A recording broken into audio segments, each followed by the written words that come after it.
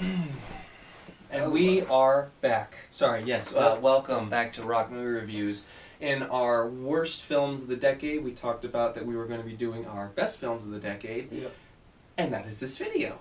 So, this is going to be a little bit more straight and to the point. Yep. We're going to talk about statistics about each of these movies. It's going to be full of love and enthusiasm. It's going to be full of love and enthusiasm, yep. We're not going to lose our absolute minds talking about these movies. We're going to be very professional and just calm and relaxed. So if you want to see us lose our minds, then go and watch our worst films of the decade. So with that being said, and sadly this decade has come to an end. But there's one thing I would like to share.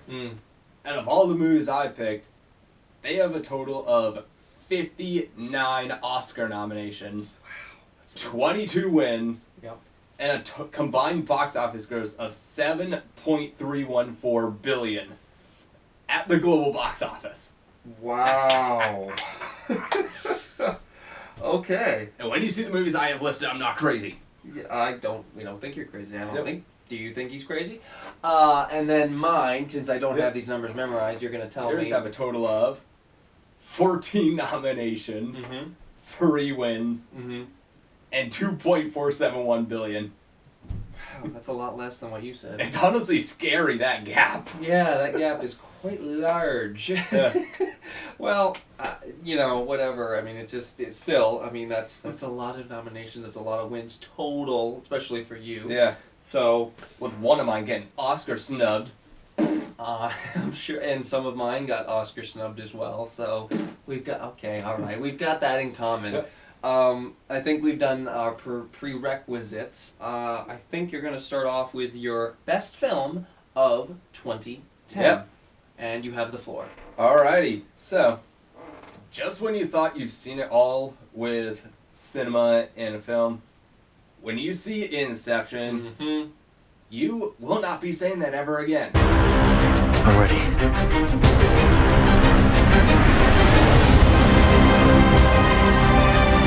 I think I found a way home.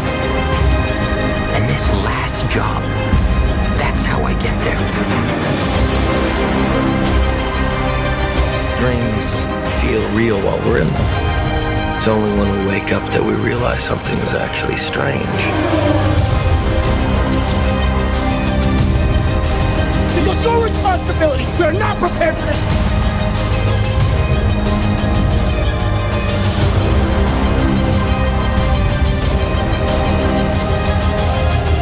Dream's collapsing. I have it under control.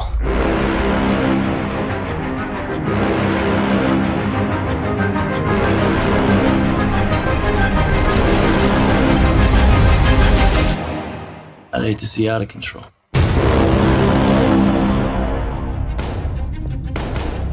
You mustn't be afraid to dream a little bigger, darling.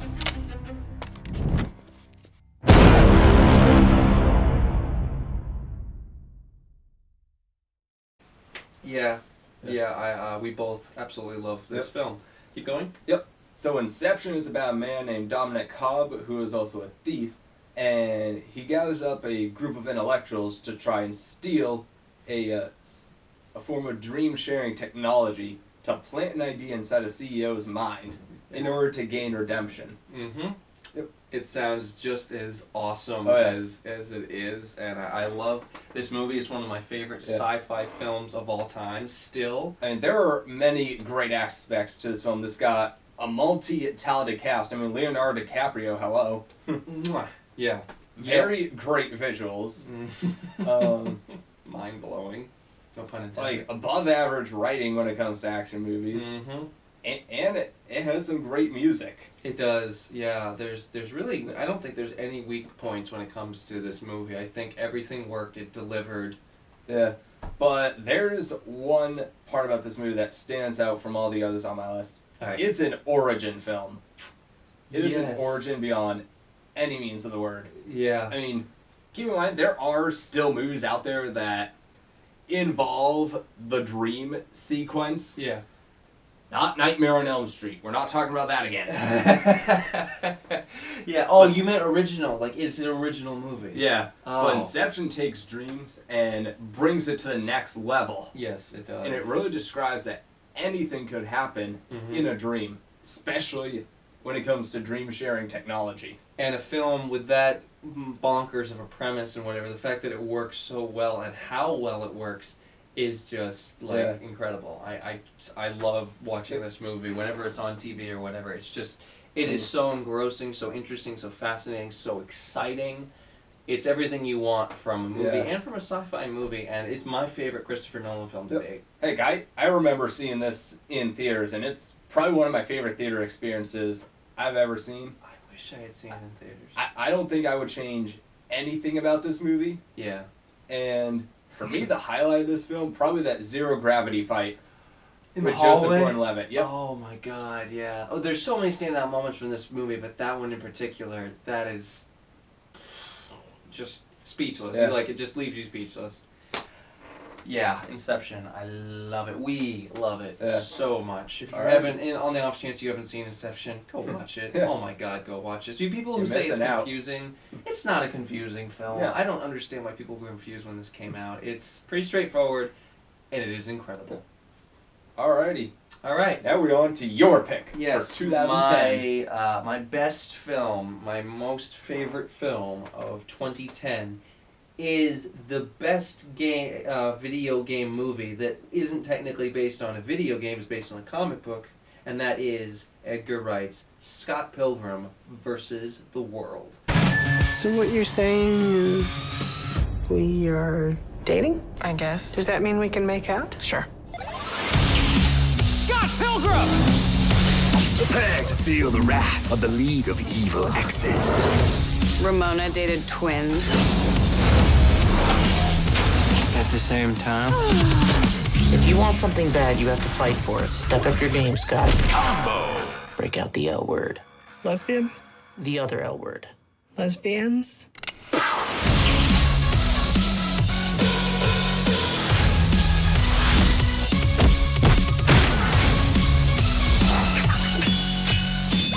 What are you doing? Getting a life. You want to fight me for her? Why on earth would you want to do that? Because I'm in love with her.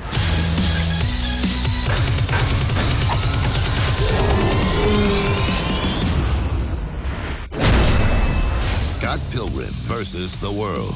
Maybe next time we don't date the girl with 11 evil ex-boyfriends. 7. Oh, that's not that bad.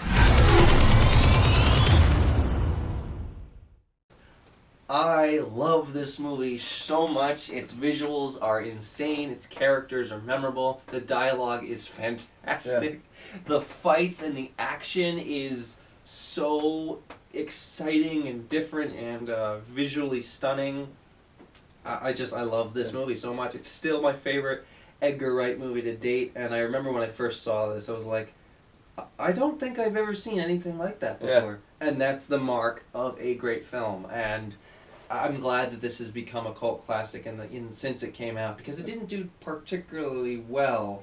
I mean, I personally did enjoy it. Like, for me, it's not the best, but I could actually have a lot of fun with this film. Yeah, it is a absolute blast, and it's so different and risk-taking compared to a lot of other games based on video games. You know, it's based on a comic book. The video game based on it actually came out after the fact, so you can't really call it a video game movie, even though it feels absolutely like a throwback, like arcade retro video game. Yeah. And it's so friggin' cool, and I will watch this movie over and over again, and I'll never get tired of it, you know? Nope. It's not one that its rewatchability is nuts.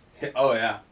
So, Inception for you. Scott Pilgrim for me. Is there a favorite part of Scott Pilgrim that you like? Oh God, there's similar to Inception. There's so many standout moments. I'd probably say my favorite moment in Scott Pilgrim is all the fights are incredible, but I got to say probably the finale and the final fight with Gideon Graves, and then it gets rewound, and it happens again in a different way. I think the finale of this movie is probably my favorite aspect. Wow, cool. Yeah, I love it. I love it so much. So, 2010, Inception for him, Scott Pilgrim versus the World for me. Two films we absolutely Starting out recommend. strong. Starting out very strong, and we're probably only going to get stronger. We'll Oh, see. Yeah, that's 2010, and we will see you guys in our best films for 2011 coming up. One year down, and 9 more to go. thank you. We are talking about our best films of 2011. 2011 was a huge year for movies, and it was actually a huge year for us in general, because I believe we were graduating Middle school. We were graduating middle school. We were Going to into high school. Yeah, it was a time of change, as many movies would. Back when we were kids. Yeah, when we were considered kids still. Yeah. 2011. So, what is your best film of 2011? Alright, so my favorite pick for 2011 is all based on challenging social norms for the time that this movie takes place, and that is The Help. These women raise white children. We love them, and they love us, but they can't even use the toilets in our houses. Minnie, are you in there? You are fired! You said to write about what disturbs me, particularly if it bothers no one else. I'd like to write something from the point of view of the help. I want to interview you. No maid is ever going to tell you the truth. That's a hell of a risk to take in Jackson, Mississippi. Courage isn't just about being brave. It's about overcoming fear and daring to do what is right for your fellow man. What changed your mind? God. And Miss Ellie Holbrook. I'm gonna help with your stories. We all are. Y'all brought me into this, but I'm gonna finish it. Have you lost your mind? No, ma'am. But you about to. It's quite scandalous. Sounds like Jackson, if you ask me.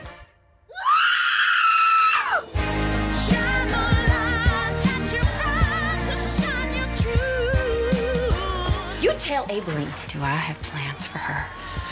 You're a godless woman.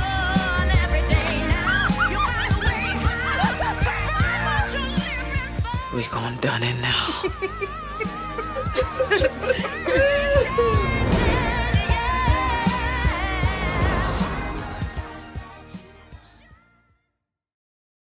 Yes. This is an excellent film. Carry on. Alrighty. So, The Help is actually based on a book written by Catherine Stockett, and it revolves around a white girl and 2 African American maids. And what Emma Stone, basically the white girl, is trying to do is she interviews these maids and they share their feelings. They're trying to work on a secret project with the author being unanimous, obviously. You don't want to find that out. Yeah, don't find that out, yeah. And they're basically creating a project to expose what it's like to be an African American maid in Jacksonville, Mississippi. Yep. During the 1960s. Yep. Yeah, that's essentially what the plot is. And sometimes movies based on books don't usually work out, or they don't work out half the time. Yeah. This is one that absolutely works. The performances are excellent. I mean, I've never read the book. I only judge based on what I saw on screen. Yeah, I haven't read the book And I enjoyed it a lot more than I thought. Than you thought you would? You weren't sure? Yeah. Yeah, I saw. I mostly thought it was going to be like another one of these chick flicks, because the cast is mostly female, but it honestly does not feel like a chick flick at all. It doesn't. It feels like a film that was needed, mostly to challenge these social norms and teach us about history. Yep. And it's got a lot of great actors. It does. Emma Stone, Octavia Spencer, Bryce Dallas Howard, you name it.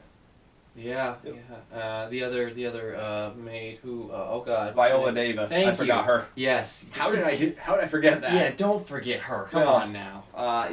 This is an excellent film. Whenever I see it on TV, I will also tune into it, because it's so good. And the pie scene is awesome. Yeah, we'll get to that in a moment. Okay. All right. Sorry. Well, first, I kind of want to talk about what makes this movie so good, and it actually like, there's actually one scene in this film where Minnie B is actually using the bathroom when she really isn't supposed to because of a law that passed, and Bryce Dallas Howard fires her. That's right. Oh, she's so evil in this movie. Yeah. I know. Yeah. I mean, it personally describes just how real racism works, because you knew it wasn't Minnie B's fault, and you think she's gonna like go poop outside. No, she's going to use the bathroom. Yeah. Unlike nowadays, we're considered racist for saying and doing anything and everything. Yeah, unfortunately. Yep. Yeah, no, this came out around a really interesting time, and it deals with a lot of heavy themes, and I think it deals with it with a lot of care and compassion, and it's also got a good mix of lighthearted and heavy-heartedness as well. Yep. It's got a very good balance with that. And it's got good humor, too. Like, oh, the yeah. humor definitely works. This is when I first took notice of Octavia Spencer and Viola Davis as actresses. They've gone on to do excellent things. Yep. And this was just basically a stepping stone to be like, oh my god, these people are going places, and both of them did. Oh, yeah. So, and like you said, your favorite moment of this movie, what is it? The highlight, the eat my shit scene. Yeah, it was so well placed. It came out of nowhere. You were just like, wow, they actually did that. I wonder if that's in the book too. It kind of makes me curious to go and find the book and read through it and see if it is. Yeah. I want to know, because I hope it is. Part of me is like, did they really? And the other part of me is like, oh, I hope they did. Yeah. So, yeah, Help. Excellent movie. All right. Now, your pick was actually probably the most anticipated movie of that year. It was, yeah. This is a film that I still absolutely love to this day. I try to go back and watch it every year if I have the time. It's the conclusion of one of the most beloved franchises as we knew it, and one that I grew up with, kind of like how people grew up with Lord of the Rings. This is Harry Potter and the Deathly Hallows, Part Dos. Hogwarts is threatened. Man the boundaries, protect us. I have to go back, haven't I? It's a suicide mission. The boy who lived, come to die.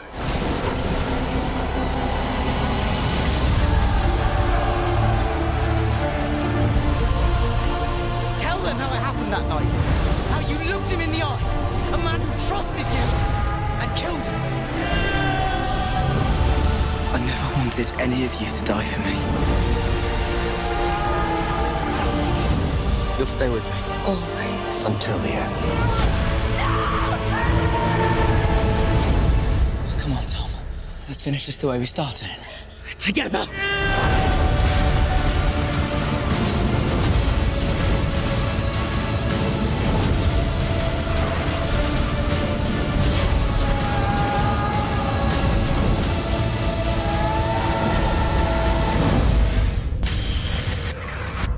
Only I can live forever.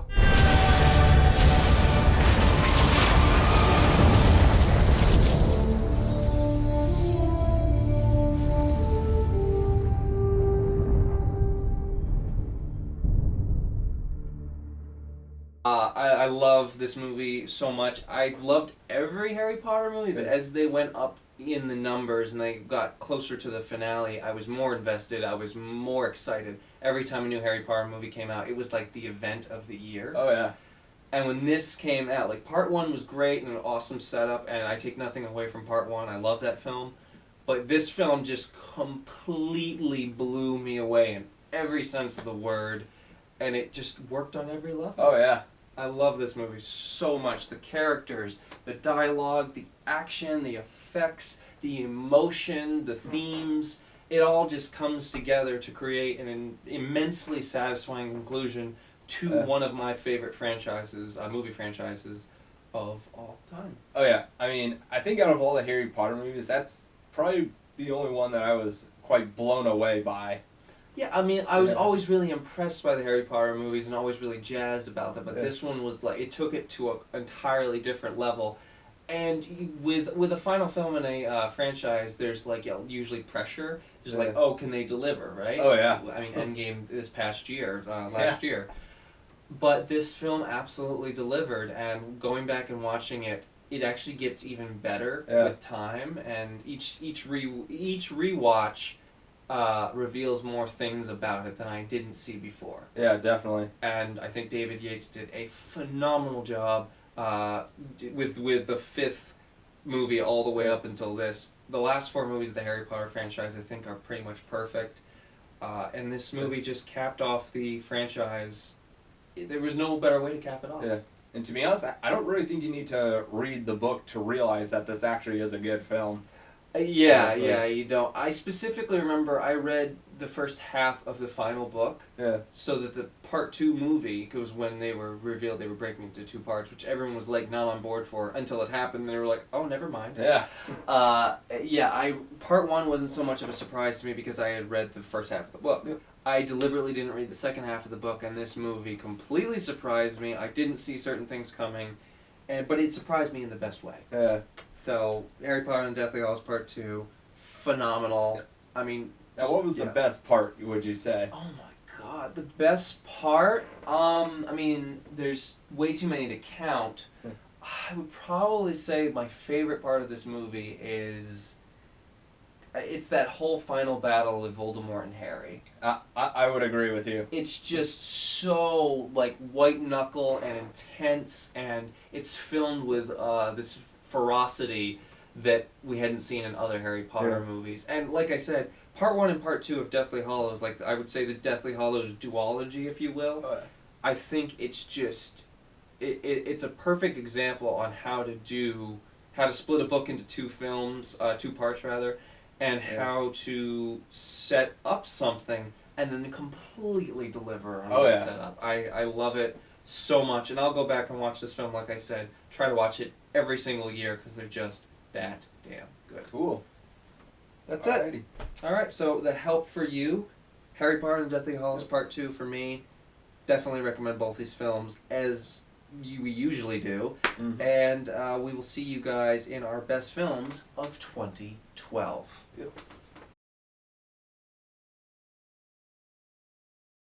2012. Yeah. The year that a lot of people thought would be the end of the world. Yeah. Based on a 2009 movie. Yeah, I know. And then it didn't happen, and then everyone was like, well, most people just went about their day, and it was like, that was... I'm surprised there weren't riots. Yeah, saying, I know. You lied to us. Yeah. Side note, the film 2012, is the way it ends is friggin' terrible. Like, it doesn't even make any sense. If the whole world is ending, why does this certain thing that happens at the end of the movie, why is that still a thing? Yeah. I don't get it. It's like the world ends and then somehow comes back. Yeah. The only thing that movie has going for it is, like, it was the hype around that time and the fact that maybe 2012 possibly slightly might have been the end of the world now. And the effects were good, but otherwise I would say it was a pretty bad movie. I would say it wasn't very good of a movie. Anyways, we're not talking about that movie. We're not talking about bad movies. Yeah, we're getting way off topic. We're getting way off topic. Sorry. We're talking about our best films of 2012, and that was supposed to be like a little side note thing that went into a big tangent. Yeah. Anyways, what is your best film of 2012, Jake? Well, for anyone who has a lust for learning, but a dire hatred for school, I highly recommend seeing Lincoln. Abraham Lincoln has asked us to work with him to accomplish the death of slavery. No one's ever been loved so much by the people. Don't waste that power. This fight is for the United States of America.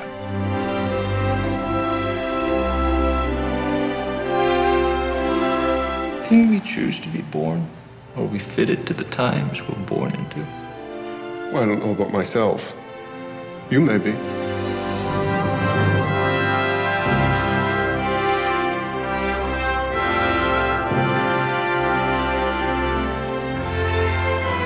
This settles the fate for all coming time.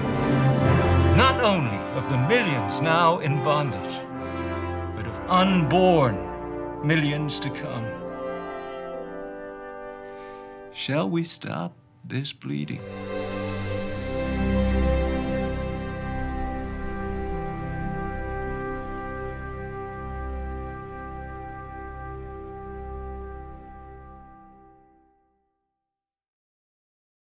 Yes.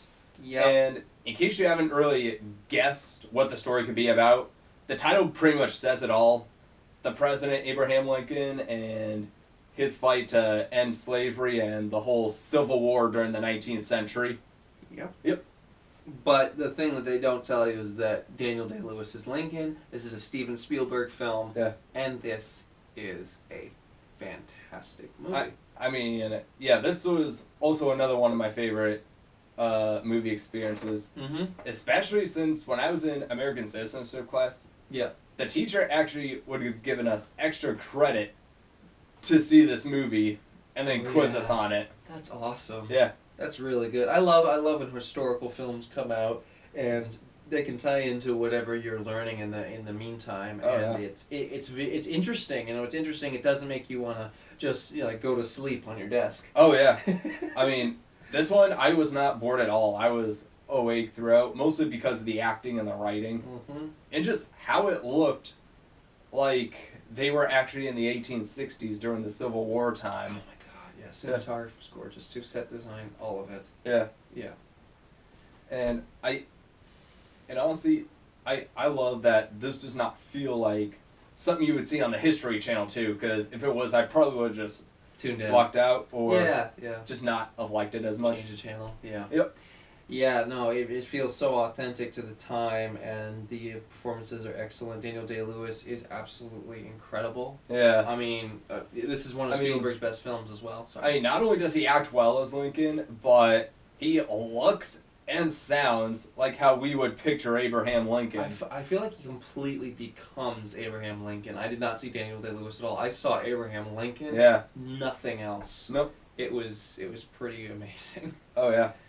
Yeah. I mean, there's nothing I would change about this film, but then again, it's 12 nominations. Say it all, honestly. They do. And Spielberg was definitely the right person to direct this movie. Oh, big time. Big time. I wholeheartedly agree with that. Do you have a favorite moment for this movie? Probably that now scene where Lincoln is trying to persuade everyone to end slavery. Where he's talking with the country's leaders. Oh my God, that was a riveting scene. Oh yeah. That was so good. And it was just him talking, but it was so captivating. Yeah. Yeah, I'd probably, if this was my favorite movie of this year, I would say that would also be my favorite moment. Yeah, cool. So good. So good. Anyway, what is your pick for 2012? Right, yeah, so Lincoln is an excellent film, and it was definitely in the running for best film of mine, but mine is J.A. Bayona's first English language film, which is technically his debut. I don't know if you can count The Orphanage. I believe that was a Spanish film. Never seen it. Okay, well, it's a horror film. This is The Impossible. The most scary bit for me. And the water hit? When I came up. That was all on my own. And then I saw the two of you. I didn't feel so scared anymore. If Mommy and Lucas are on their own right now, I'm gonna keep looking for them. One love. I'm scared. One life. I'm scared too. And it's one need in the night. One life. Thank you so much. With each other. Sister. Lucas, go and help people. You're good at it. Agda Joseph Morton. You're looking for your family?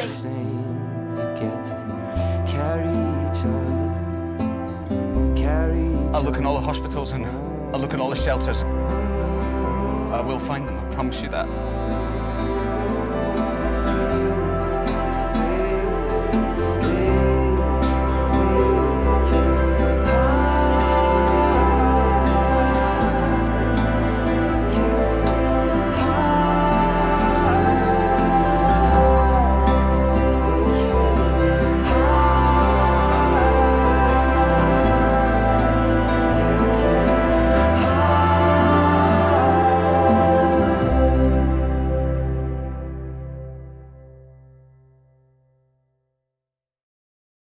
this film completely drained me, but it drained me in a satisfying and gut-wrenchingly real way. This is the story of one family that had to survive when a tsunami hit Thailand in, I believe, 2004? 2004, yep. Yeah. It was considered the largest tsunami in the world and the second biggest earthquake overall. Yep. Yeah, and from this movie's set design to its performances to its cinematography to its absolutely haunting music, I love everything about this movie. First time I saw Tom Holland in a movie, he's absolutely incredible. You need to see it to believe it. Ewan McGregor, Naomi Watts, they all do a phenomenal job, especially with the material they were given, because it's not easy. Like, you have to really, they had to go to some really intense and dark places to be in this world. I mean, it was based on a true story, and it honestly did actually feel more real than most natural disaster movies. It did. It was shockingly real, all the way up to like the injuries they suffered during the actual tsunami itself. It was horrifying. The way they captured the horror of the tsunami and how they had to get out of it and then survive after the aftermath was also super painful as well. Yeah. But again, it felt like the movie totally earned it because they were treating this material and these people and these characters based off of real people with respect and honesty, and they weren't trying to sugarcoat anything. No. And they were just being full frontal with this film. Like, yeah, this is a disaster movie. People are gonna die. Yeah. You're gonna see blood everywhere. Well, yeah, also, that's the other thing. It doesn't hold back, so you need to be prepared when you watch this movie. But if you're prepared, this movie was transformative for me. By the end of it, I was just a complete wreck, and I loved every minute of it. No, I'm not ashamed in saying that. When a movie reaches you in that way, you can tell that it was not only effective, but that it was a incredibly powerful experience. And my favorite part of The Impossible is when Tom Holland's character and his two younger brothers reunite with their dad, and then shortly after reunite with their mom. It just brings the waterworks, and it's an amazing scene. Is there anything you would do differently with this film? No. No? Nothing. Honestly, I think it's told beautifully. This put J.A. Bayona, Juan Antonio Bayona, that's not how he goes as a director. This put him on the map for me, and he went on to make other films that I also love. But this was the starting point, and I just love this film so much. Yeah. I think that's really all I have to say, and I think I already said the favorite moment. You said the favorite moment. Yep. Lincoln is your favorite film of 2012. Yours is The Impossible. And mine's The Impossible. And we're now going to talk about our best films. I feel like that's like a complete saying. Lincoln the Impossible. Yeah, that's good. I didn't. That kind of totally came out of nowhere. You totally caught me off guard. That's good. Yeah. Yeah. Well done. Yeah. Thank you. We're gonna talk about our best films of 2013. Yep. Next. We have come to the year 2013, and after 2012 wasn't the end of the world, 2013 was the first year after that whole debacle. But 2013 was the first year people started paying more attention to their phones than anything else. That's true. Yes, that also is true. 2013, we were still in high school, right? Yep. Yeah, and this was an interesting year for movies. It was very. It had a lot of variety to it. Yeah. And that being said, what is your best film or most favorite film of 2013? Well, thanks to this film, the only time I will ever go to outer space is if we get reports of interdimensional invaders coming to Earth, and I'll be willing to fight them off. But all right. Other than that, nope. And that's all thanks to my pick for 2013, Gravity. What? The sunrise. Terrific.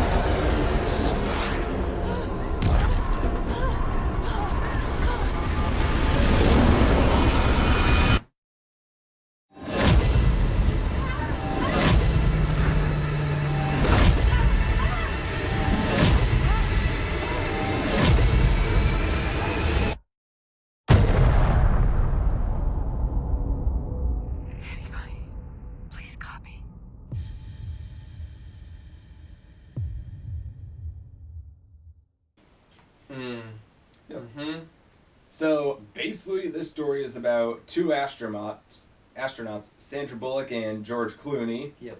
Basically, those are the only two main actors. Yeah. And they're basically on a space mission, and what they do is they get caught into space junk storms. Space debris. I mean, it's honestly surprising how much stuff is out there now. It is. In outer space. And they do whatever they can to survive. Yeah, after a situation goes from bad to worse, and things happen. Yeah. Things really happen. I said I was going to bring this up, but some people called this movie boring and that nothing happened. And my response to them, and probably yours as well, would be like, did you watch the same movie? Like, really? Yeah, you were probably on your phone. All the people on their phone in the theater not watching the movie, because this movie was riveting from scene one. And the fact that it only had a cast of 7 actors. Yeah. But 2 main ones. Yeah. I mean, that almost makes it more interesting, because you don't think you could do a lot with just 2, even 1 actor. Yeah. Which, spoiler alert, this movie does mostly revolve around Sandra Bullock. Yep.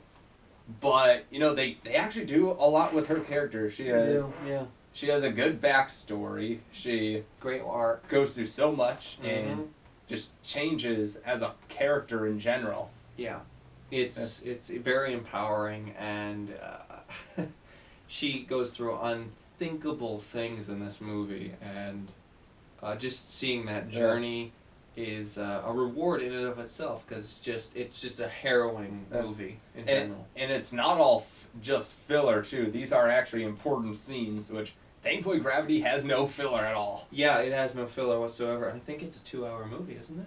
No, it's actually the shortest movie on my list at only 91 minutes. Oh, wow. Yep. I thought it was longer, but No. yeah, it flew by. 91 minutes. That's an impressive runtime, especially. Well, I mean, it had a very simple plot with very little characters. Yep. But what also keeps it from being a bad film, those visuals.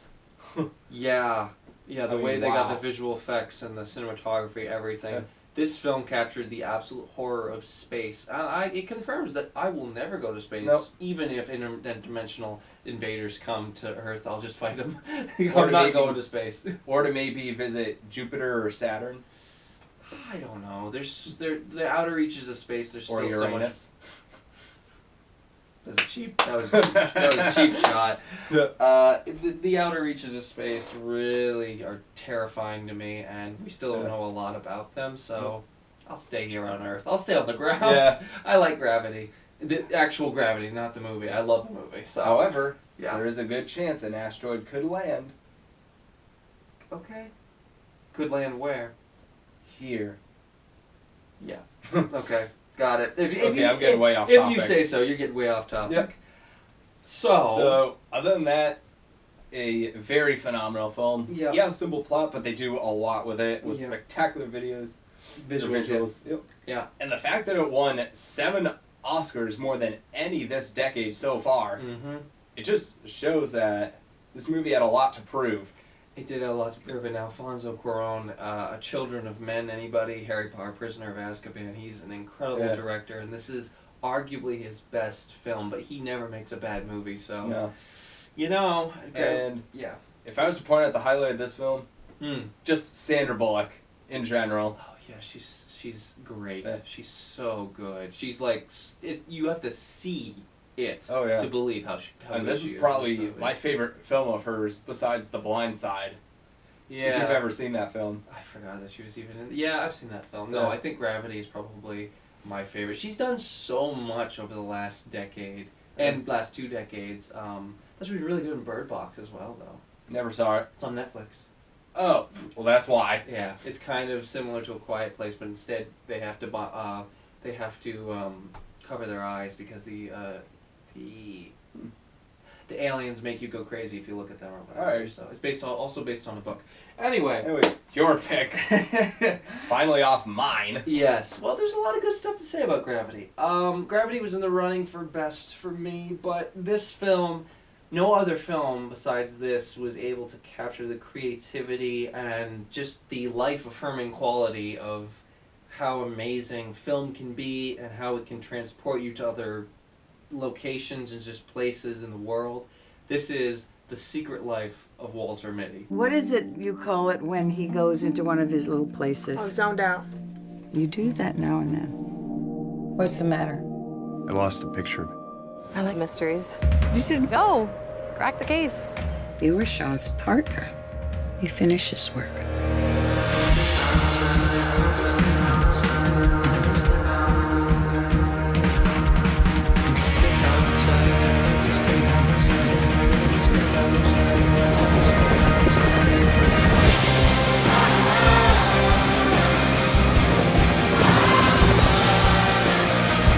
Where do we land? Reno!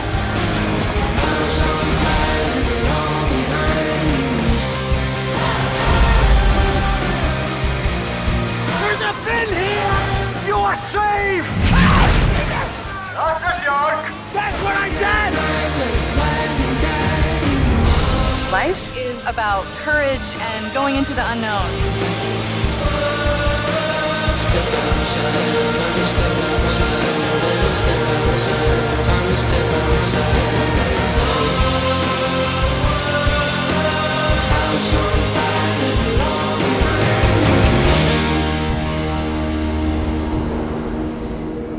Hey, man, where are you now? Himalayas. I'm gonna keep this short. I have to make oxygen choices. Ben Stiller's crowning achievement, in my opinion. He has directed films before. Tropic Thunder, also great for many other different reasons, but this film is based off of a short story that I read in my English class back in, I don't even know, probably like 2012, I think it was. And I was so engrossed by the short story when I heard that they were doing a movie.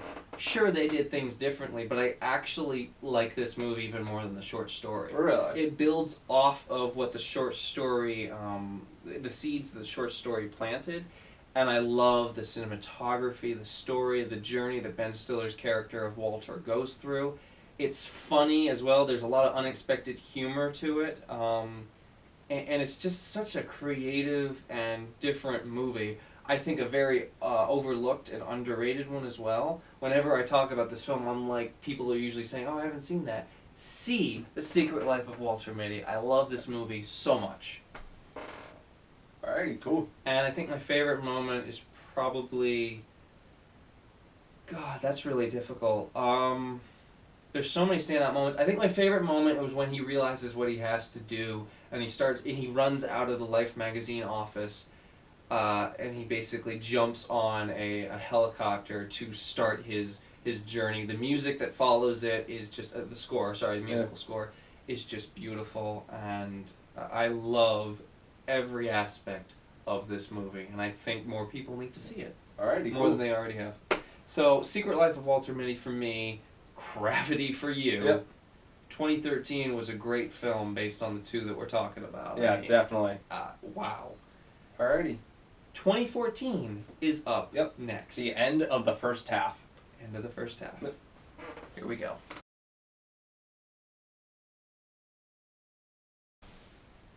All right. 2014. We've come to 2014. Yes, I knew it was your turn to say it. Yeah, okay, we're almost at the midway point. I gotta admit, this was probably one of the years that had the most good movies of the decade. Really? Yeah, I'd say so. Either that or maybe 2010 or 12. 2014 was definitely a really good year for movies. I can think of some other years that were also excellent, but 2014 does stick out greatly. Yeah. So, I mean, let's just get right into it. What's your best film of 2014? So, this film I knew got rave reviews and won a lot, but based on the plot, I really didn't think I would like it so much. So I gave it a shot, and I'll admit, I was wrong. And that movie, my pick for the best of 2014, Whiplash. So how's it going with the studio band? Good. Yeah, I think he likes me more now. I push people beyond what's expected of them. I believe that is an absolute necessity. I want to be one of the greats. And because I'm doing that, it's going to take up more of my time. And this is why I don't think that we should be together.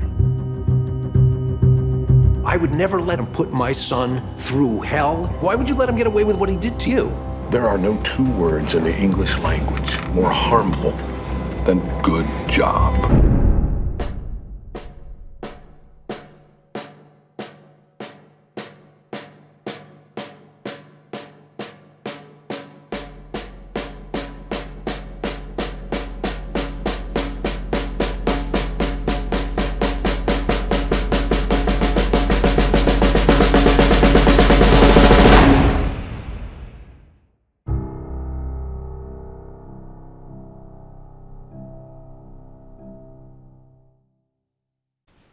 Yeah, this.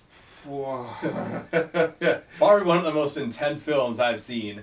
Yeah, I saw it after you. I didn't see it in theaters, but this movie is a rush. Me either, but I had a limited release, so. It did, that's true. Anyways, let's get into the plot. So, yes, please do. Miles Teller plays a young student who has a lust for drumming and is very talented at it. And then J.K. Simmons, who plays his teacher, discovers him, asks him to join his band. He does. And then J.K. Simmons will go through whatever measures he can to make sure he gets the greatest student of all time. Yeah, and the greatest player, the greatest drum player. Yeah. He doesn't stop at anything. No. Yeah, it's oh boy, this movie. It's like I said, it's a rush and it's super intense from the beginning to the very end. Yeah. And we'll get to the end in a bit. But I mean, I gotta admit that relationship between Miles Teller and J.K. Simmons. I mean, both their actings is phenomenal, especially J.K. Simmons. Yeah. He gives Gordon Ramsay a run for his money. Yeah, he really does, and he does it with such intelligence too.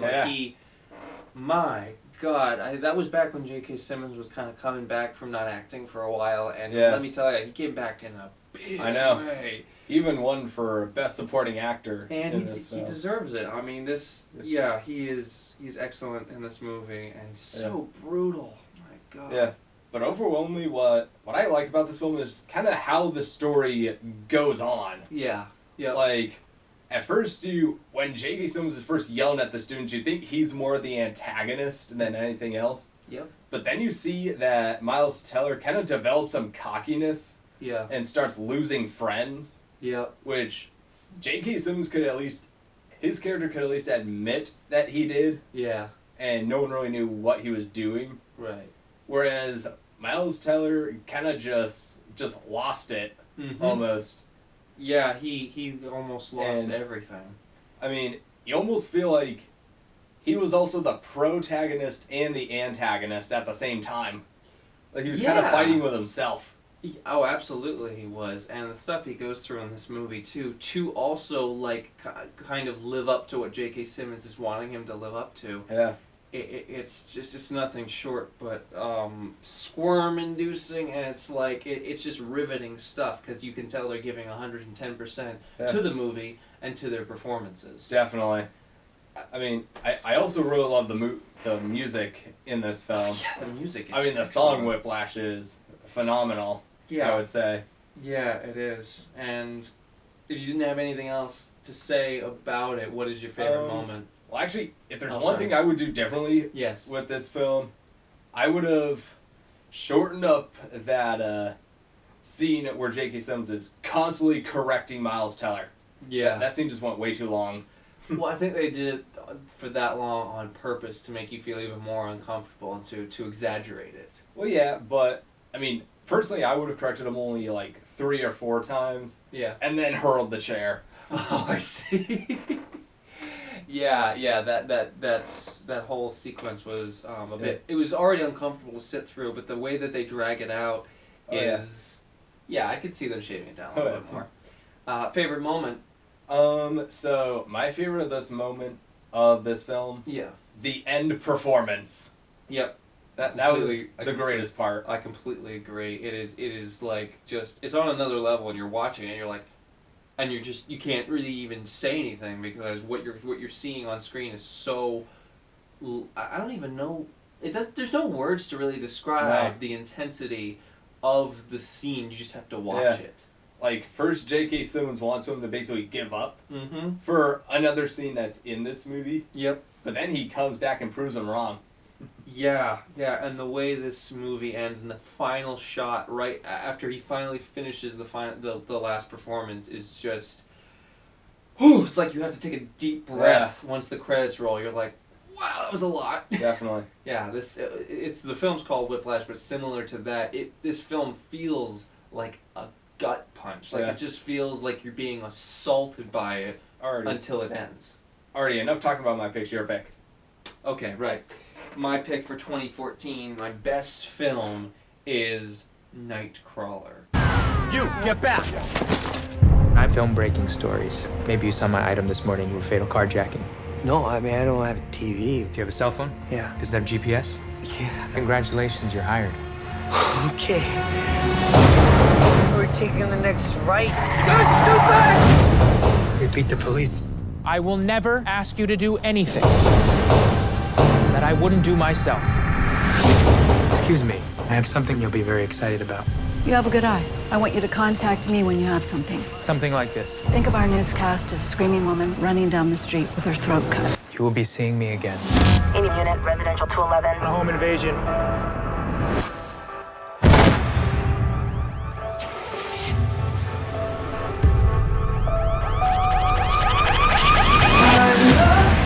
Change the world. You gotta call the cops. And we will, at the right time. But I don't know what to. We're gonna find the person that drove that car. Start filming. I'm Detective Fanieri. I think you withheld information. That would be a very unprofessional thing for me to do. It would be murder. I want what you promised me. I want something people can't turn away from. 911, what's your emergency? We want all of it. Oh my God! I love to change the world. I think Lou is inspiring all of us to reach a little higher. This got nominated. I can't remember if it won that many awards, but Jake Gyllenhaal, he is the best I have ever seen from him in this movie. His performance as Lou Bloom, I believe his name is. Yeah, Louis Bloom, is absolutely chilling. I mean, just his detachment from reality and detachment for how he deals with human beings and people, and you see his drive to become the best of the best in this really disturbing and exploitative business is fascinating, it's haunting, it's uncomfortable. You don't feel like you should be watching what you're watching. Feels like you're kind of a fly on the wall, and it doesn't even feel like a movie at times. It feels like nobody's acting. It feels like this is actually happening. Really? Yeah. Have you seen Nightcrawler? No. I watch it though. See it. It is so good. Still Jake Gyllenhaal's best performance to date. I mean, he completely transformed into this character. He lost weight for the role. The way that his character speaks too is it's just squirm inducing, and you're like, something's off about this. Did he have to do like crazy weight loss like Joaquin Phoenix did with his Joker film? I don't think it was crazy weight loss, but it was considerable weight loss. Oh, okay. Yeah. So only like 20, maybe 30 pounds? Probably. No, he didn't look like anorexic like Joaquin Phoenix did, which we'll talk about in our Joker review. But he definitely lost some weight for the role because you could tell he was very slight and he looked like a different person. Yeah. And between the haircut and everything for the character of Louis Bloom, it was just phenomenal. And this is Dan Gilroy's best film still. He's only made a couple. He made another with Jake Gyllenhaal on Netflix called Velvet Buzzsaw, which I also think is quite a good movie in its own right. But Nightcrawler's on a whole different level, and I can't wait to see what Dan Gilroy does next. And Jake Gyllenhaal always does an excellent job. I mean, there are other films that he has completely knocked out of the park, but nothing has come on the same level as Nightcrawler. And that being said, my favorite moment of this whole film is when he's looking in the mirror, and I think something has just happened, and he's like kind of stuck between a rock and a hard place, and he just immediately screams. You see his reaction, and he basically like grabs the mirror in the bathroom and shakes it to the point where when he slams it shut, the mirror literally shatters. Oh wow! It is relentlessly assaulting on the senses, and it's such a great scene. my favorite moment from the movie. Yeah, that's Nightcrawler. Wow. Anything you would do differently with this film? No, honestly, it's a near perfect movie, and it's also so different from other movies you see in this genre, and it did take risks. It did do things differently, and I appreciate it greatly for that. Alrighty, cool. Alright. Whiplash for you, Nightcrawler for me. First half is done. First half is done. Two films we highly recommend. Yep. Now on to the second half. Second half of the decade. 2015. Alrighty. 5 movies down, 5 to go. Yep. We've reached the halfway point. This is 2015. Yeah.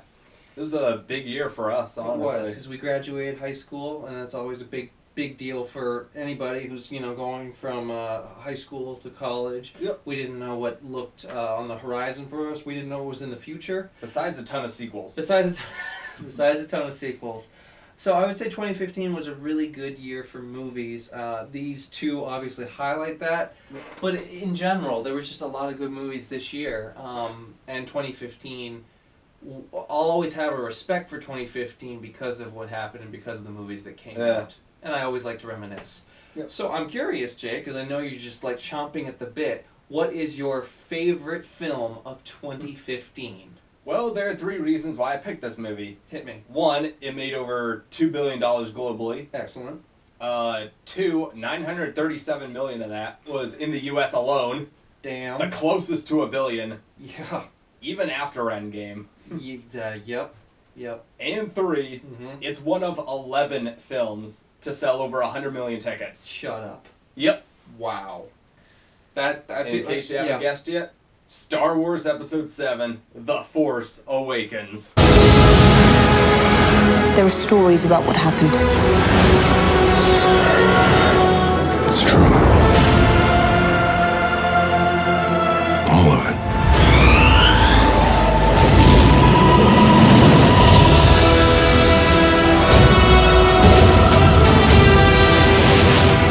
The dark side. A Jedi.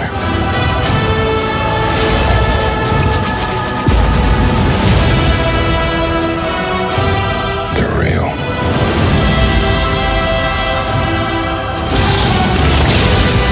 The Force. It's calling to you.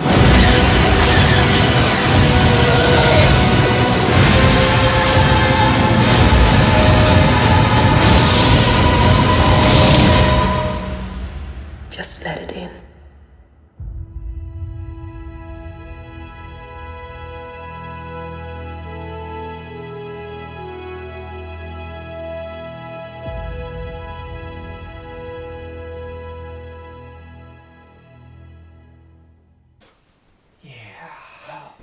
Yep. Alrighty. Continue. So, this movie actually takes place 30 years after the events of Return of the Jedi, and ironically, it came out 32 years after Return of the Jedi. Yeah. The irony. The comparisons are awesome. Well, actually, that's more of a coincidence than anything. Coincidence, irony, comparison. Yeah. Let's go with all of it. So, a lot has happened within the course of the 30 years. Mm-hmm. But this story actually takes place revolving around a detracted stormtrooper who wants to resist the First Order, who is the new threat, trying to take over the galaxy. Yep. A scavenger who's just trying to figure out who she is. Mm-hmm. And the best star pilot in the galaxy Yes. going on an adventure along with the original cast from the original trilogy. Yeah. To go on and take down the First Order and bring balance to the galaxy again. Once again. Yep. Yes. Yeah, there was such a big deal about Star Wars coming back after all this time, and while a lot of people, majority of people, were really disappointed by the prequel trilogy, this was a way of recapturing that magic of the original trilogy, which is a perfect trilogy of movies in my opinion. It just is. I'm sorry, but it just is. I don't apologize for that. And this was a huge deal because it was bringing back the original cast. Yep. But also introducing new characters. And Star Wars was going to be back, and it was back in a big way. Yeah, I'll element for the type of movie that this was. It did what it needed to do. It introduced us to new characters. Yep. Referenced the past movies, just like the originals did. Yeah, Easter eggs. And then we get a new storyline. Yep. And then also it leaves us with questions that the next two are going to answer, which only very few are answered, sadly. That's for a different video. Yep. But yeah, this first film, Force Awakens, for me, I walked out of this movie like just so jacked. Yeah. I was so energized. You saw it during my second time. Yes, you saw it before I did because I was waiting a couple weeks to see it because it was like people were going nuts for this movie. Like I saw it like 3 times during the same week. Yeah, I did end up seeing it I think 2 or 3 times in theaters, but I saw it with you my first time, your second time. What an experience. I definitely. can't remember that many. There aren't that many theater experiences I've had, theater going experiences, where there's been applause during, before, and after a movie. And it was so cool. I mean, I'm not even kidding you when I say the first time me and my mother went, it was opening day. There was just cheering at all the times anyone from the original cast came on. Yeah. Especially even before the movie started and after it ended. People went nuts when the logo came up again, because it was like, oh my god, this is Star Wars, like, and the score. I know. It's like seeing your favorite team in the Super Bowl all over again. Sure. Sure. I'm assuming, it is, probably. You know, if I was more into sports, I would completely agree with you, but yes. Yeah, so this movie was just, it had a lot to live up to, and I think in both of our opinions, it did. I mean, visually, it kind of did remind me of how the originals were created. Mm-hmm. Had a great mix of CGI and practical effects. It didn't constantly remain on one of each. Yep. Unlike the prequels, which was mostly CGI. Mm-hmm. But, yeah, this movie felt very natural. It actually used real locations this time. Mm-hmm. Whereas the prequels was more like production built, which I don't mind. Yeah. But it's kind of nice to have some realism into this. It is, along with the fantasy theme of Star Wars. Yeah, and especially since the prequel trilogy relied way too heavily on CGI. Yeah. I mean, it was nice to go back to the practical effects and the blend of it, because it just felt more authentic to the world that Star Wars is. Yeah, definitely. So, yeah, I still love this movie to this day. Rewatches are even better. The rewatchability on this movie is nuts. I know. Do you want to talk about your favorite scene? You still have a little bit more. Overall, I would say this is probably my third or fourth Star Wars movie, or third or fourth favorite Star Wars movie that I've seen. Yeah, it's probably like my second or third. Somewhere in between second and fourth. Yeah. If there was one thing I would do differently, I would lay off the nostalgia just a bit. I mean, but once we found out what was next to come, I feel like it wasn't as heavy on nostalgia as other film that came out last year was. I get Jakku looks too much like Tatooine. Yeah. And too many desert planets in general. But I mean, there's only so much you can. I mean, we live on a planet. Yeah. There's only so much you can do. Yeah, and I didn't mind. I thought Jakku looked different enough from Tatooine, but you know, what are you gonna do? I mean, at least Starkiller Base was different in its own way. It did, it did look different from a Death Star. It was essentially just the Death Star, but I actually thought it looked cooler. It did, and it ran on a different source of energy too. It did. They changed enough about it. Is it sort of a rehash of A New Hope? Sure, those arguments are valid. Yeah. But I love A New Hope. And I think we needed a little bit of a rehash to get people back on board for the world of Star Wars. Yep. So, you know, that being said, I'm going to ask you your favorite moment, and then I'll give my own. So, my favorite moment was Kylo Ren versus Finn and Rey. In the forest, the snowy forest. Yeah. You know, that's my favorite, too. The most shocking part about that scene is that even Finn could jab Kylo Ren a bit. Yeah. Yeah. It was so cool, and the music that swelled during that scene, the cinematography. I love how the lightsaber fights in this one in particular do not feel choreographed. And I also love how the trailers kind of make you think that the story will almost be about Finn, when in reality it's about Rey. It is about Rey, yeah. They kind of did a switcheroo. They kind of pulled the rug out from underneath you, and you're like, oh no, it's actually about this character.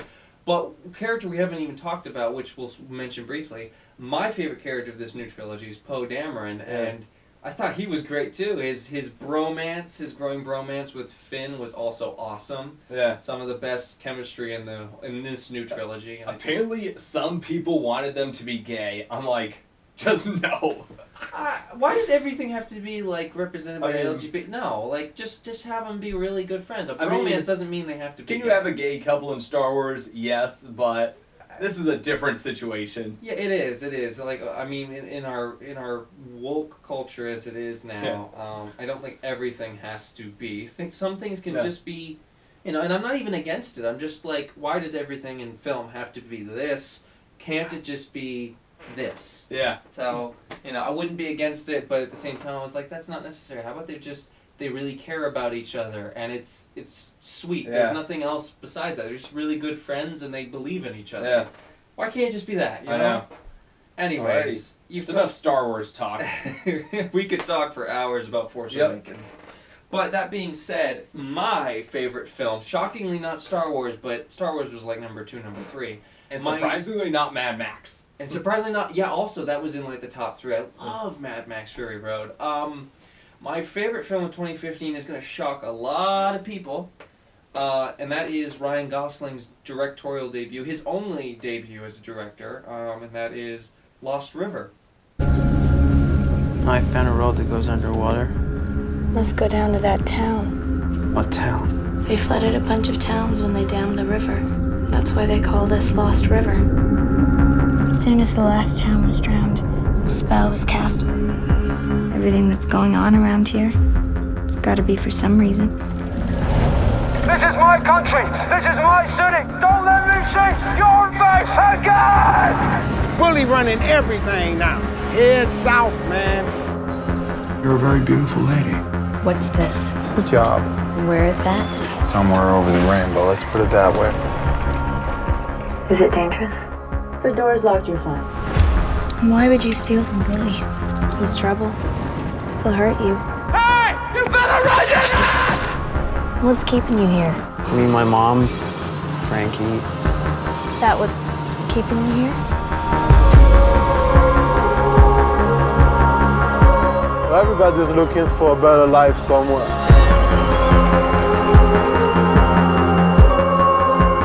Hey, want to ride home? What if something happened? And we had to leave tomorrow. Would you come?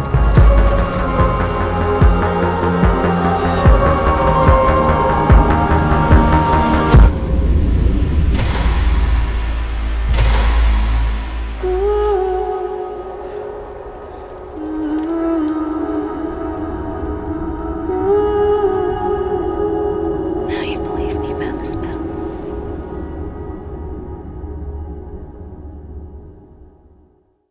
I think this is a wildly understood and misunderstood film as well. Is it weird? Yes. Is it dark? Is it disturbing at times? Yes. But it's also beautiful, gorgeous, haunting, and it's so different than what we usually see in movies these days that I respect the risks that it took.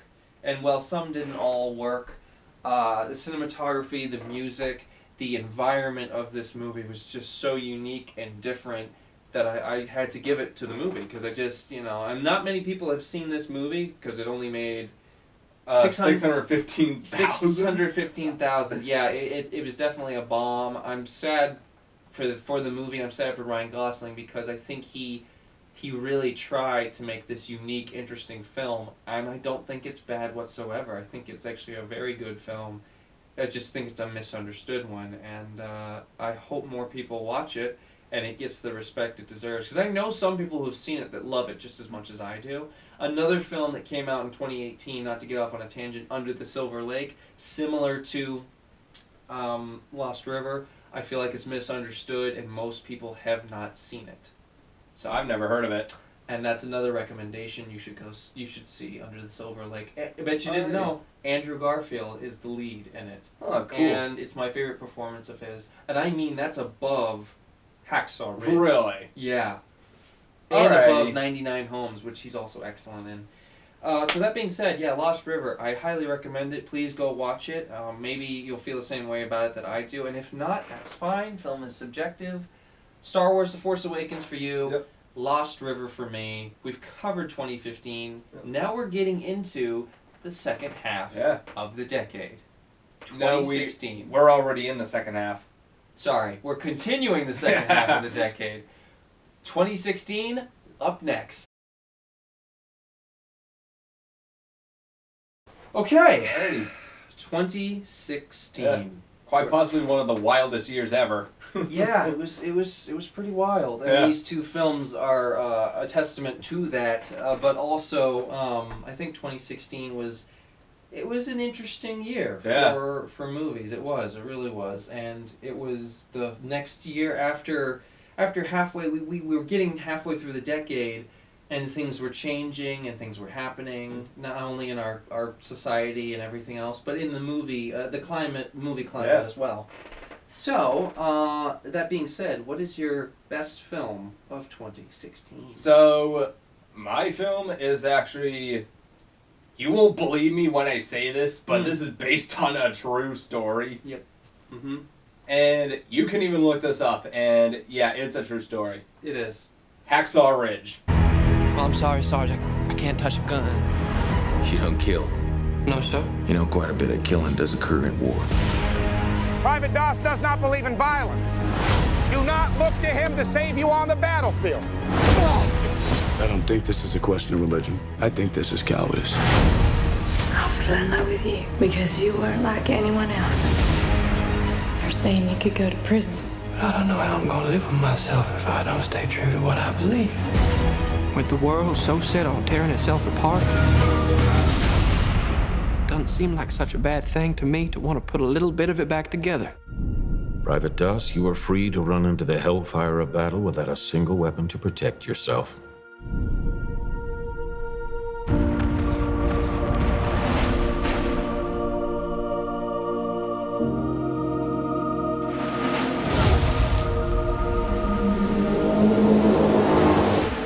I'm gonna get you home.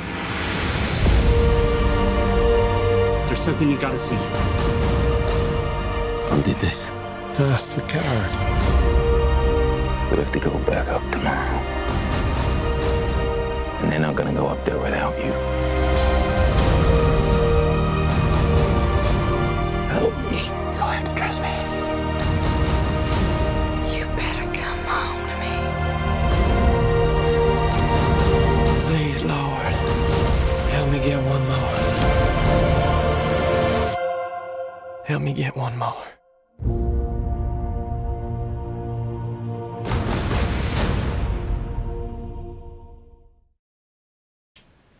Yeah, Mel Gibson's Hacksaw Ridge.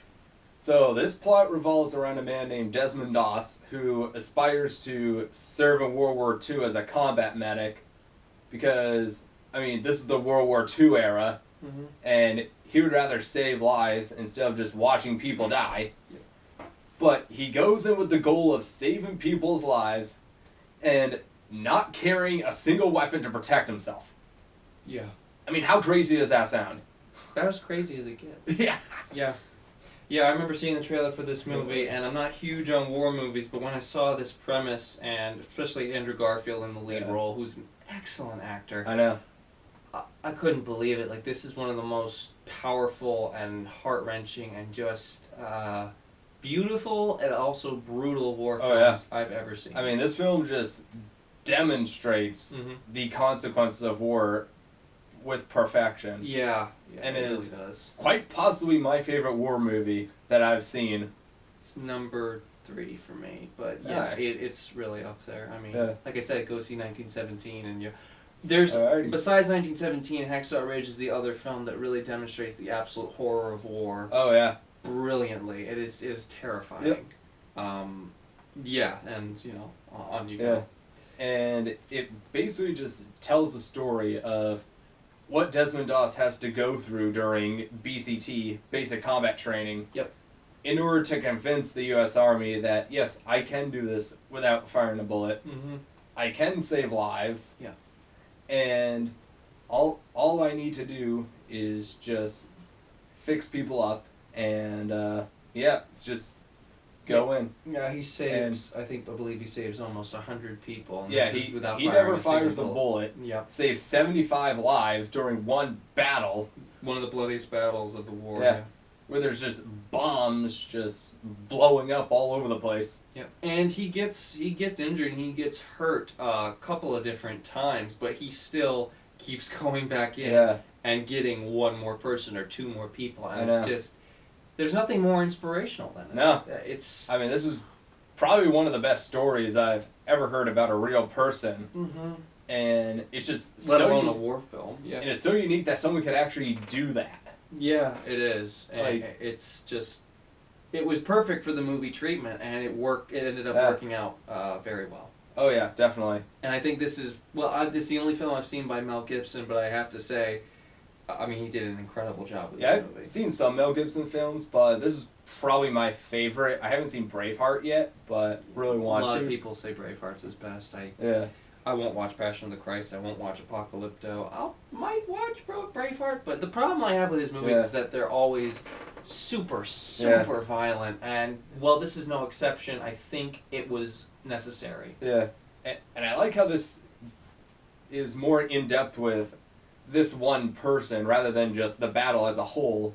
It focuses on the character, yeah. Yeah. And I kind of like it. It expresses, like, his backstory. There is actually a reason as to why he doesn't carry a gun. Yep. Well, actually, there's two reasons, but I don't want to spoil the movie. Right, watch it. And they're very good reasons, too. Yeah. Yeah, they're understandable. It's just...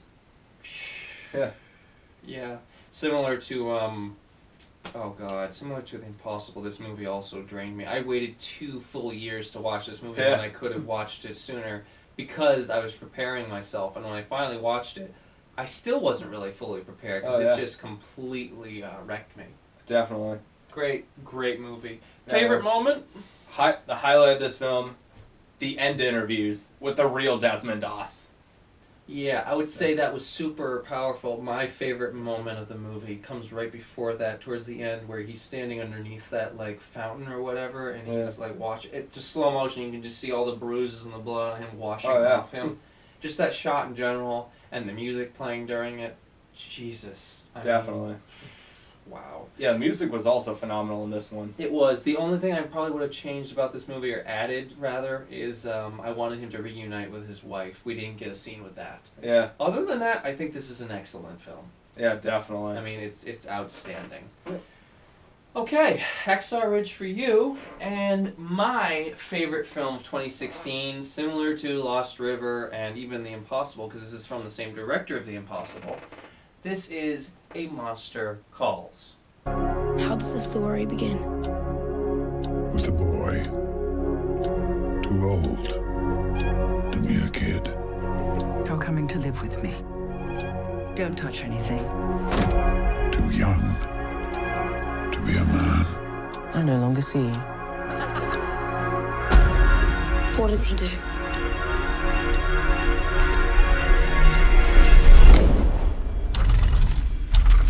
He called for a monster. Whoa, indeed.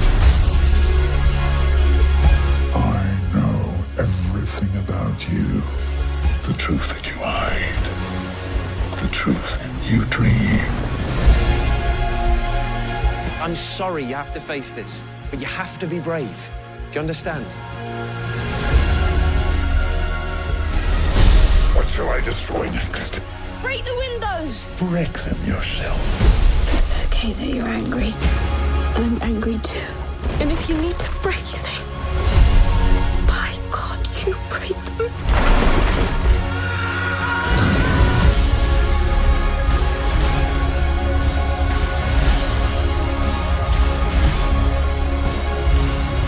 I wish I had 100 years. 100 years I could give to you. I'm afraid. Of course you are afraid. But you will make it through. For this is why you called me. Come on.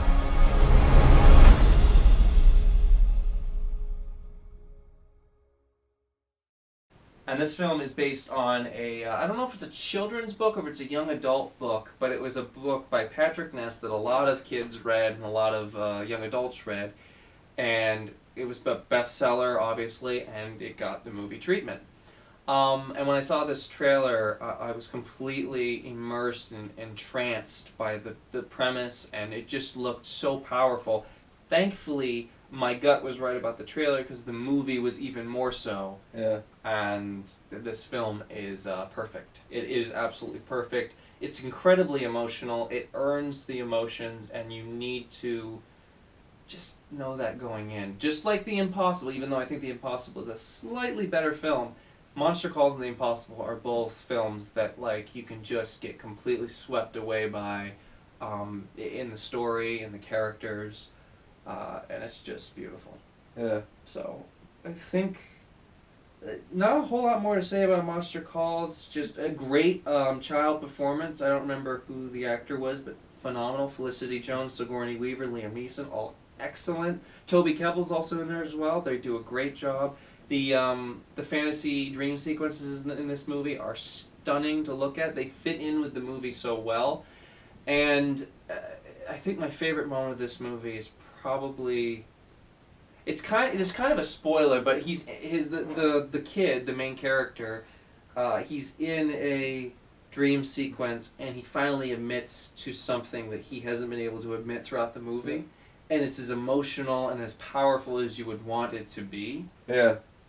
And it just, God, this movie. I've only seen this movie a couple of times because of how heavy it is, just like The Impossible. But it's excellent. Highly recommend Monster Calls. Monster Calls and The Impossible are both J.A. Bayona's, I would say, masterpieces because they just are that freaking good. So, two beautiful and emotional films for different reasons. Hacksaw Ridge, Monster Calls. And I think you've convinced me to actually see a Monster Calls. Did you finally watch The Impossible? Well, I told you yes. Oh, right. Sorry. Sorry. Right. Yeah. That's sorry. So anyways, that's a. But I was talking about a Monster Calls. Yes. Well, I do recommend you know that it's very different, and it's got elements of fantasy in it, but if you allow yourself to be swept away by the story and you understand what's going on and why certain things are happening, I think you'll like it. Alrighty, cool. Just know that it's a lot to take in. Alright. So that's our best films for 2016. We're coming up to our last three here. Yeah. Oh boy, top three. And that'll be 2017. Yep. Up next. We have come to the year 2017. Yep. Will you join me, Cal? Will I join you? Yes. Nobody ever told you about your pick for 2017. They told me enough. What did they tell you? They told me that you stole it. Nobody told you that. No, nobody told me that. Nobody said anything of the kind. No. No. Do you want to know what really happened? Yes, what really happened? My pick is yours, and your pick is mine. Plot twist. I didn't know where you were going with that. I was like, oh, okay. Honestly, I thought you would have been more surprised. Sorry, I'm so surprised. Yeah. No, after that little funny bit, no, what we're saying is that this is the only time this has happened in this whole list. Our best film of 2017, we have the exact same movie. As Dunkirk. Yeah, Dunkirk. We shall go on to the end. We shall never surrender.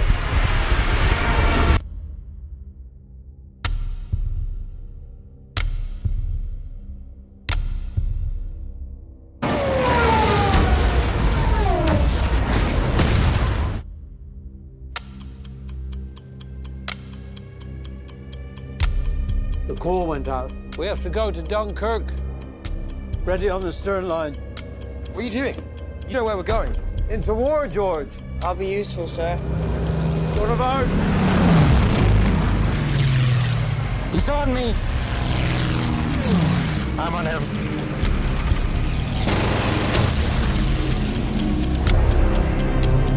The ship's about to leave! Down you go!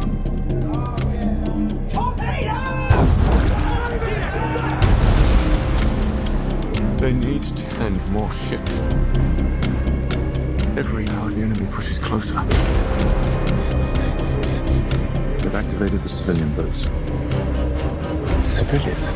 We need destroyers. Where are we going? Dunkirk. I'm not going back. If we go, they will die. You're weekend sailors, not the bloody Navy. You should be at home. There's no hiding from this, son. We have a job to do. Turn it around! We shall fight on the beaches. We shall fight on the landing grounds. We shall never surrender. We shall never surrender. We shall never surrender. Where's the bloody Air Force?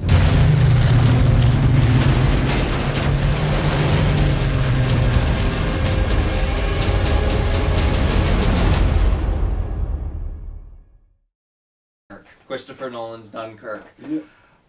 So this will probably be a little bit of a shorter episode because we are talking about the same movie instead of two. Yeah. And, I think we're going to have very similar things to say about the movie. So, in case you already haven't guessed it, Dunkirk was actually another battle during World War II. Yep, so many. Just like Hacksaw Ridge. Yep. But this one takes place literally on the battle. Mm-hmm. Like, that's the whole story. Not like Hacksaw Ridge where it takes place with one character. Yeah. Basically. Yeah, Dunkirk takes place completely during the battle. But, I mean, with how the story went, I thought it went by very smoothly. You had tons of allies and the Germans coming in. You actually never see the enemies during the entire sequence. I love that creative decision because it actually builds even more tension. Yeah. Yeah. You just know that they're around and that they're present. Yeah. And that they're like creeping up on the characters that you're following, but you don't actually ever see the Germans. You see maybe like a plane or you see people in the distance, but it's always obscured and you never get a good look at them. Yep. I love that decision. And this film is also told, it's Christopher Nolan's way of telling it. It's told from 3 different perspectives: on the beach, in the air, and on the sea. On the sea, I believe, takes place over a day. In the air, takes place over an hour. And on the beach, takes place over 1 week. And I have to say, the way that the whole movie comes together and the way that it tells its story with these devices, I was so friggin' locked in. I love this movie so much. And for all the ladies out there, there's a One Direction cameo. So, perfect movie for you. It's not even so much a cameo. It's Harry Styles of One Direction. This is his first and only acting role. I'm not including the One Direction documentary because he plays himself. Yeah. And he did a solid job. Yeah, I thought so too. Yeah. He has a future as an actor if he ever decides to. He was not bad. The lead character in this movie, Tommy, played by Fionn Whitehead. That's the only thing I've seen him in. Yeah. He was really good. Oh yeah, definitely. He was really good. I want to see him in more things. I know he was in that Black Mirror Bandersnatch thing on Netflix, but I haven't watched it. But yeah, this movie, it's probably one of the most intense war movies I've watched, up there with last year's 1917 and 2016's Hacksaw Ridge for sure. There's just something about this movie, the way the story's told and how you don't see the enemy, and yet the tension is totally there. When bombs are being dropped on the beach and you see everybody hitting the deck because they're about to get fired upon. Oh yeah. It's just relentless. You know what's unique about this scene? Once the first bomb comes up, it's almost like dead silent because bombs are so loud. Yeah. I remember it hits and then the sand hits the characters as well. Like you almost can't hear the other bombs exploding. Yeah, I think that was a stylistic choice. And it was. Whew. Yeah, and the music in this by Hans Zimmer, also one of his best scores. The whole the sound that it's a ticking clock. Yep. it just amps up the tension of that there is absolutely no time in this movie. Everybody's scrambling to get somewhere, and there's no time to rest. Yeah. Until the very end of the movie. And I also feel like it was edited very smoothly, too. Oh, the editing is some of the best I've ever seen in the last decade. Yeah. Yeah, it's so good. Even something simple as like a character that's a pilot in a cockpit using his, I think, flare gun or something to break open the hatch, which will not open because it's shut, and he's starting to sink into the water. With the music combined with the design of the whole scene, it just was wicked tense. Yeah, my definitely. God, and I my hands were sweating, my palms were sweating during that scene. Yeah, this movie is just so good. It's I think it's one of Christopher Nolan's best. I know some people don't see it as that, they see it a little lower. I understand the complaints, but I think this is, again, it's in my top 3 favorite war films. I mean, it's Christopher Nolan. He hasn't made one film that disappointed me yet. He hasn't made one bad film, no, he hasn't, and he's made some amazing ones. Yeah. Can't wait until Tenet later this year. So excited. Yep. But Dunkirk is 5 out of 5 for me, 10 out of 10, whatever you want to go with score-wise. It's just a great movie. Yeah, definitely. Yeah. If there was anything else you wanted to add, what was your favorite moment? Because ours might be different. My favorite moment would probably be that bombing scene. That bombing scene? Yep. I honestly think my favorite moment is either when Tom Hardy's in the air, and the pilot and they're dogfighting, or at the beginning of the movie where Tommy and some of his other soldiers are trying to escape the town. Oh, wow. That opening. Oh my God! Yeah. When you just see the papers falling from like the air, and they pick it up, and then it says like you are surrounded, and then it just start getting shot at. Yeah. Man, that was intense. Yep. So yeah, Dunkirk is both our favorite best film of 2017, and it's remarkable. It's remarkable, and this movie gets better on rewatch as well. I can't wait to watch it again. The ending is also super effective, and it's just a great conclusion to an already great movie. Yeah. Alrighty. 8 years down, 2 more to go, and the rankings. Yep, here we go. 2018. Alrighty, 2018. 2018. This is going to be a bit easy for me because my 2018 and my 2019 films deal with the same kind of story and topic. Yeah. But yours do not. So before I get into my favorite film of 2018, let's talk about your favorite film of 2018. Alrighty, so can anyone guess what you get when all of your favorite superheroes collide into one awesome massive movie? Yeah. You get like something completely epic, which is Avengers Infinity War. It's plan of yours. I think it's good, except it sucks. So let me do the plan, and that way it might be really good. Wow.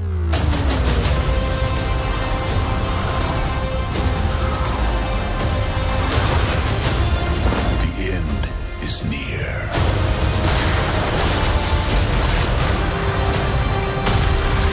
When I'm done,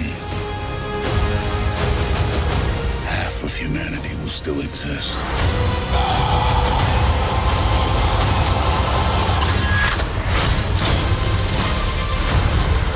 Perfectly balanced, as all things should be. I hope they remember you.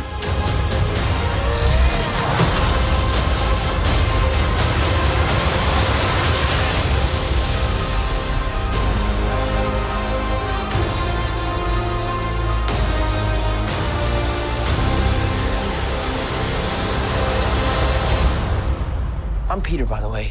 Doctor Strange. Oh, you're using your made-up names. Then I am Spider-Man.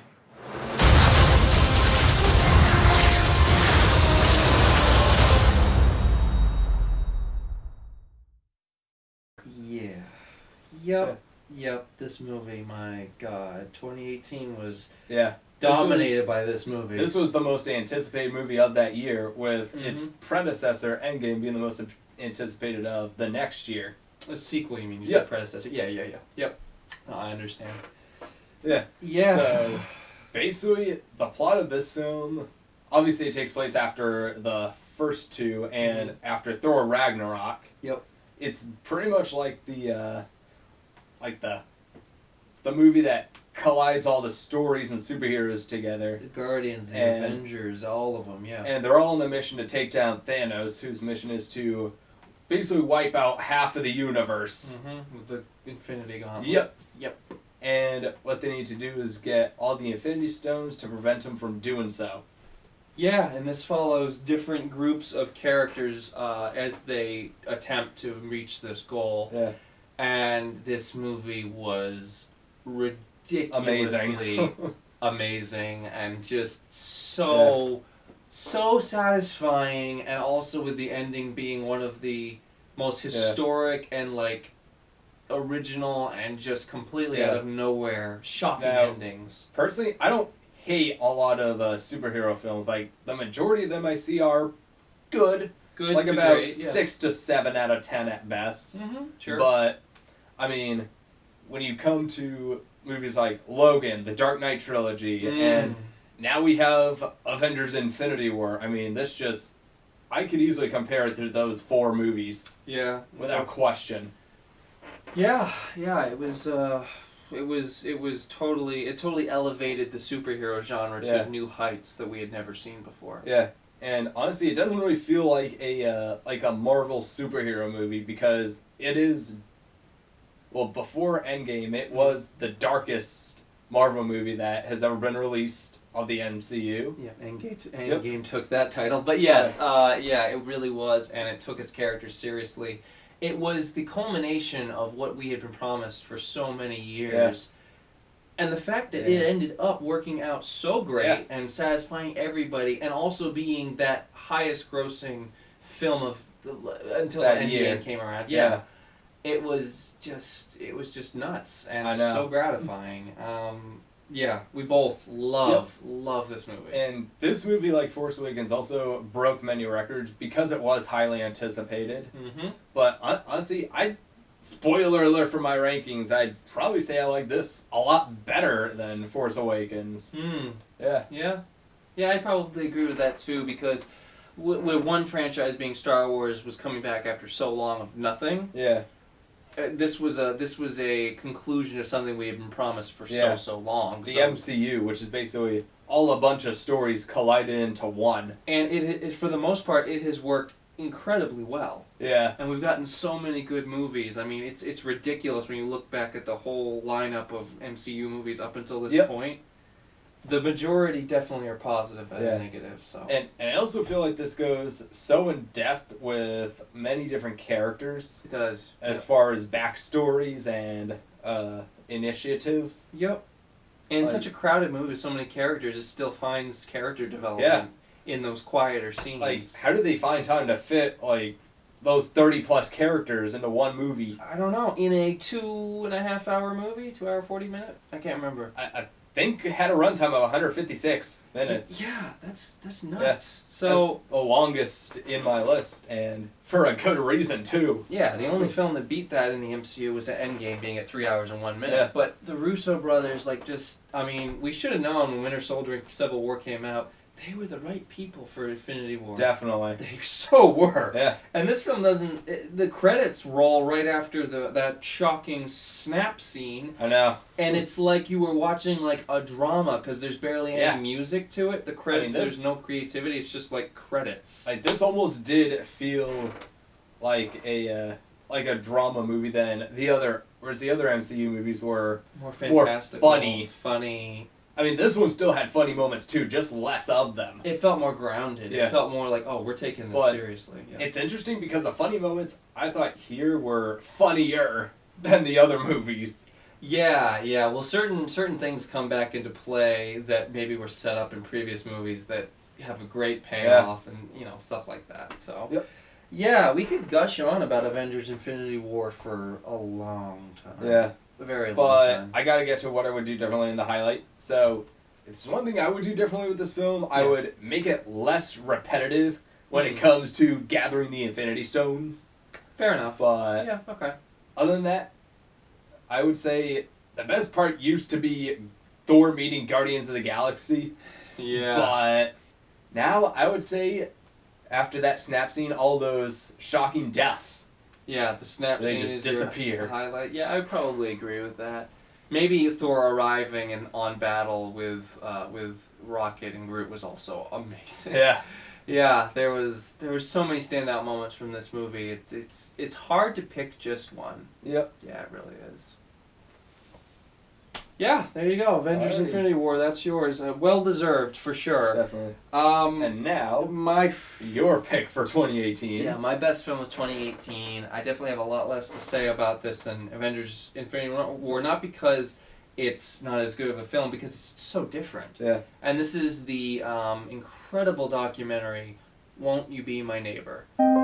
If you take all of the elements that make good television and do the exact opposite, you have Mr. Rogers' Neighborhood. Low production values, simple set, unlikely star. Yet, it worked. Hello. I've always felt that I didn't need to put on a funny hat or jump through the hoop to have a relationship with a child. He was always trying to get a message across in every show. A week on death. What does assassination mean? On divorce. Some people get married, and after a while, they're so unhappy that they don't want to be married anymore. He was radical. I know everyone says that, but he was radical. They didn't want black people to come and swim in their swimming pools. My being on the program was a statement for Fred. A neighborhood was a place where, at times that you felt worried, scared, unsafe, would take care of you. He had a singular vision of kindness and love. Love is at the root of everything. All learning, all relationships, love or the lack of it. Children have very deep feelings, just the way everybody does.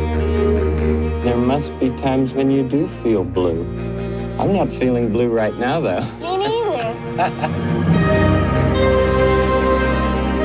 Won't you be my neighbor? Well, I suppose it's an invitation.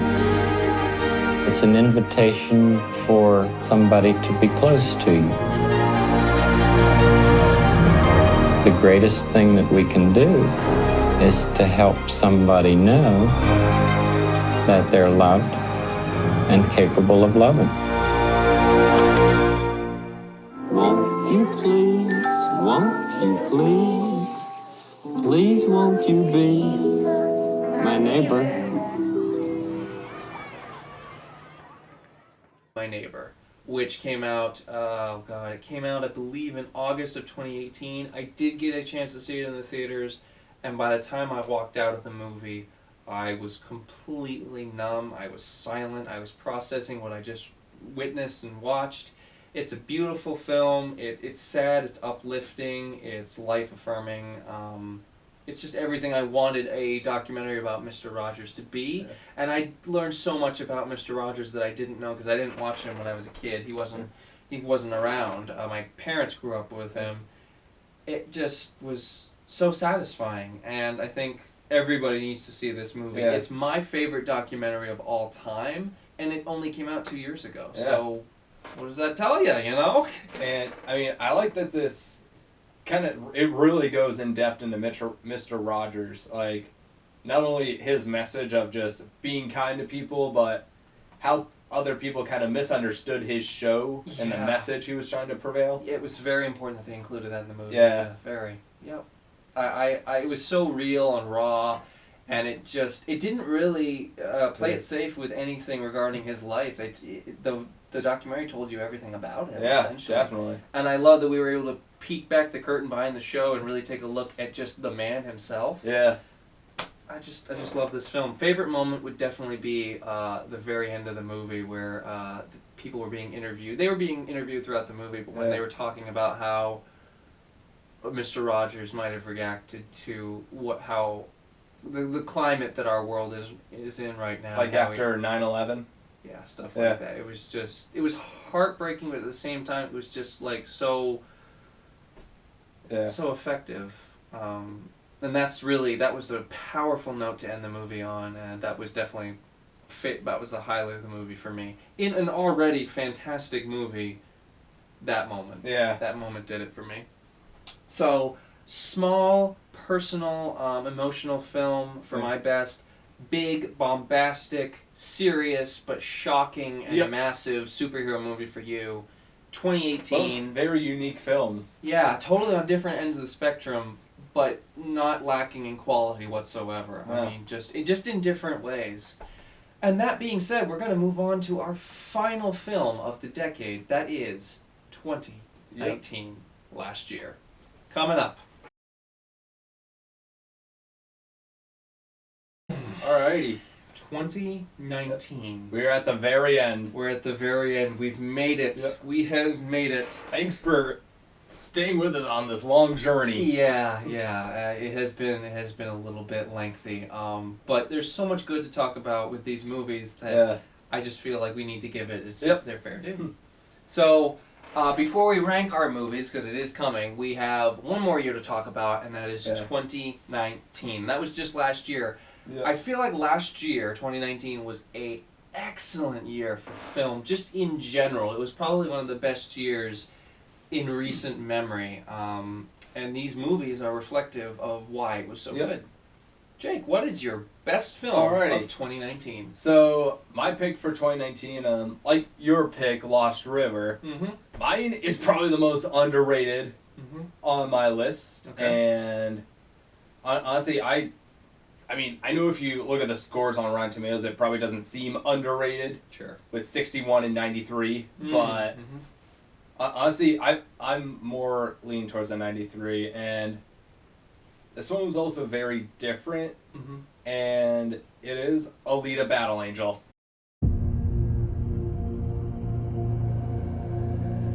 Well, look at you. May your dreams bring you peace in the darkness.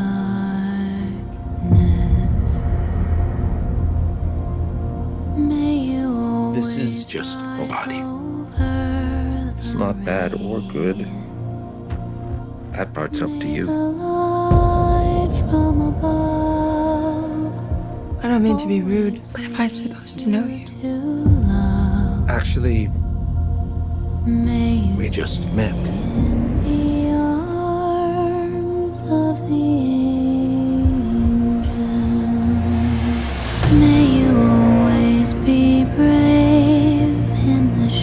It's a harsh world. The strong prey on the weak down here. The sun shines upon you again. Hear this prayer in my heart. Does it bother you that I'm not completely human? And will never I'd do whatever I had to for you. I'd give you whatever I have. I'd give you my heart. Alita, they will come for you. Why?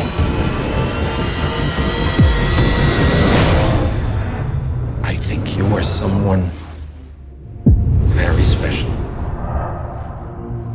May you stay in the arms of the angels.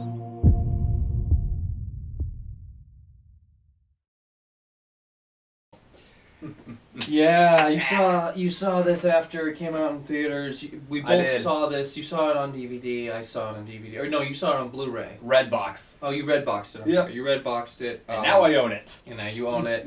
And you convinced me to get it. I own it as well. I watched it. Yeah. You definitely like this film more than me, but I do agree that I get more than a lot of people. It is a good movie. It is better than the critics said. I will say that. Oh, yeah. The visual effects alone. I mean, so this is probably one of the most different stories that I've ever seen in film. It's about a cyborg who was actually found in a large dumpster by Christoph Waltz's character. I can't remember. Dr. Ito. There you go. Yep. How can I forget? I don't know. Ugh. Alrighty. And so he actually basically resurrects her and gives her a new body. Yep. And throughout the movie, she goes on this journey and gets put into different situations because she actually can't remember who she is because she's been dead for basically 300 years. Yeah. Yep, she can't remember. Her recollection is very poor. Yeah. Yeah. Yep. And overwhelmingly, it's just a journey to self-identification. I think it's self-rediscovery. It's she's rediscovering. Yeah, true. Yeah, so she's self-identification would have been very different. Yeah, yeah. She's rediscovering who she was before whatever event happened. Yeah, that's essentially the story. I think. Not since the first Star Wars movie have I seen a sci-fi movie with so much soul, so much heart and passion, to a point where I felt like I wasn't watching a sci-fi movie at all. I was just watching just a regular story about a character. Yeah, yeah. The character development and the characters in general is a lot deeper than I expected it to be. Yeah. I mean, I got a lot more than I was just expecting it to just be a good film. But like from beginning to end, I was wowed. Yeah. And I think most of that had to attribute to the visuals and how real they are. Yeah, yeah. It was. I'm trying to remember the visual effects company that did this. It's not Industrial Light and Magic. It's the other one. You remember what it's called? I don't, but I mean, Alita, she looks just like a real woman. Yeah, honestly. She looks, yeah. The motion capture work. And I actually showed it to my mother, and she actually pointed out that Alita actually has pores on her skin, and that's why she looks so real. Yeah, well, and they motion capture Rosa Salazar's face as well. Like the whole performance itself, like it just bleeds off the screen because they put so much time and effort into it, for sure. So yeah, and throughout the story, you just watch her grow. She goes from being almost too friendly to only being friendly enough, to kind of being shy to being very tough and sarcastic. Yeah. To being just a really empowering figure for girls, and just a really strong female lead, because, well, she is part, cyborg or whatever. Yeah. Like, it just, her brain and who she was is still there. And similar to Scarlett Johansson's Ghost in the Shell, also based off of a manga like Alita is, there's just a lot of heart and soul put into the story. Yeah. And the character, of course. And also, like Alita, I've never read the manga, nor have I seen the anime. Nor I just based off of what I saw as the movie. And what you saw in the movie was quite phenomenal. Yeah, yeah. Yep. I agree that I think this is a much better movie than a lot of people give it credit for. I have certain problems when it comes to the third act and certain decisions that I really came out of left field and I wasn't okay with. But I would like to see another film in this universe. Hopefully it gets made. It's probably the best thing that James Cameron's been involved in that I have seen in quite some time. Yep. James Cameron and Robert Rodriguez, if you're out there, please make an Alita Battle Angel sequel. Don't focus on the Avatar sequels. Yeah. I want more Alita. Just scrap those. Just completely scrap Avatar. Everyone wants more Alita because it's interesting, it's different, it's new. Avatar has run its course. It's been a decade already. Let it die. It's basically Dances with Smurfs Avatar. That's good. I mean, literally, I watched Dances with Wolves after Avatar, and I'm thinking, this is almost like Avatar. But then I realized, no, Avatar's like Dances with Wolves. Because Dancing with Wolves came out first. Yeah. Yeah. Yeah. Yeah. But yeah. Favorite moment? So, a couple more things. Okay. A lot of things did happen in this film, but I really didn't feel like I was rushed at all. You felt like the story took its time? Yeah. Yeah, it's I mean, good pace. It included a lot. It did. Honestly. Yep. It did. It really did. And I really like when movies do that. Yeah. It was a lot, and it ends in a really great way, and I certainly would like to see more of this universe. You want to know the two things that really pissed me off? Tell me. Do you want to know? Yes, I do. The fact that I missed it in theaters, that's number one. Yeah. Yep. And number two, and this is what makes me the maddest. Oh, I know you're going to say it. I know what you're going to say. Say it calmly. No nominations! Yep. No nominations. You were, yeah. Avengers Endgame got visual effects nominations, but Alita didn't. You alright?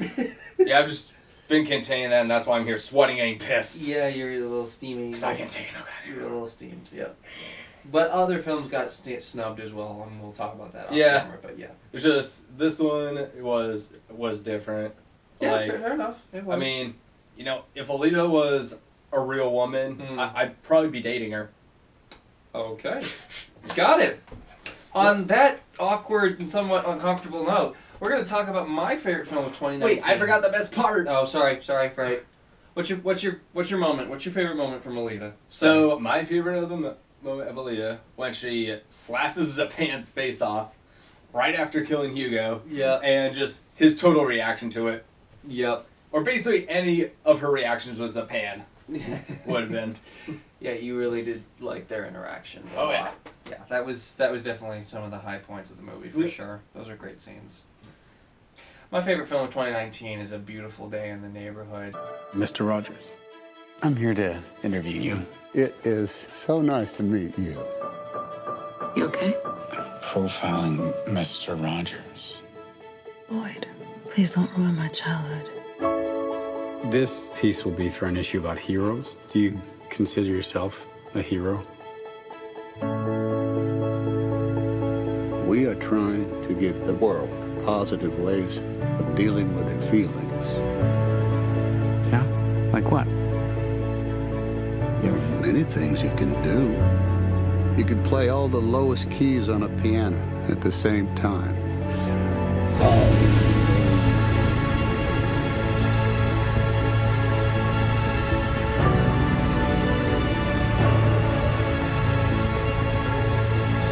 You love broken people. Like me. Sometimes we have to ask for help, and that's okay. I think the best thing we can do is to let people know that each one of them is precious.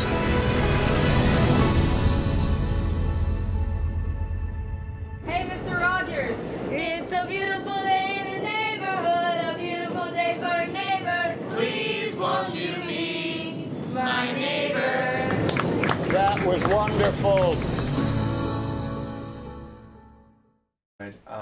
This is a great companion piece to my favorite film of last year, Won't You Be My Neighbor. It's not a documentary this time, but it's the directors and the filmmakers really wanted to respect Mr. Rogers and Mr. Rogers' family and just everyone involved. They used the original props and sets from his show. Tom Hanks is absolutely phenomenal as Mr. Rogers, one of his best performances to date. Matthew Rhys also excellent. And Tom Hanks, I really hope he wins that supporting Oscar nomination because he deserves it. And Won't You Be My Neighbor didn't even get nominated last year, so I'm still not over that Oscars. Now you know how I feel. Yeah, same, with a little similar rage for our movies getting snubbed. So the favorite film of last year, there was no other film that topped it. 1917 I technically saw this year, so I can't include that on the list. So yes, A Beautiful Day in the Neighborhood, best of 2019. You gotta see it. Yep. One of the most kind, caring, and just thoughtful movies. Favorite moment of this movie, I actually have two. It's gonna be really hard to say one, so I'll just say two. The cafe scene, if you've seen the movie, you know what I'm talking about. A whole minute of absolute silence and nothing was said, but you completely understood what was going on. Breathtaking and beautiful scene. And then the final end scene where Tom Hanks's Mr. Rogers is playing a piano. The way they filmed it and the way things happen was just a perfect way to end the movie on. Almost as perfect as the note they ended Won't You Be My Neighbor on. So, yeah, A Beautiful Day in the Neighborhood. Can't wait to watch it again. It comes out February 18th on DVD, so get it, stream it, check it out. Worth your time. Love this movie.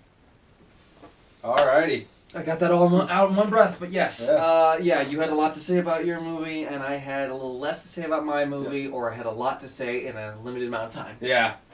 So, those are our best films of the decade, and specifically just now, our best films of 2019. We're going to rank them now. Yeah. Get ready. Alright, we have talked about our favorite or best films of the decade, and now we're going to rank these bad boys. And this is the real end. This is the real end, yes.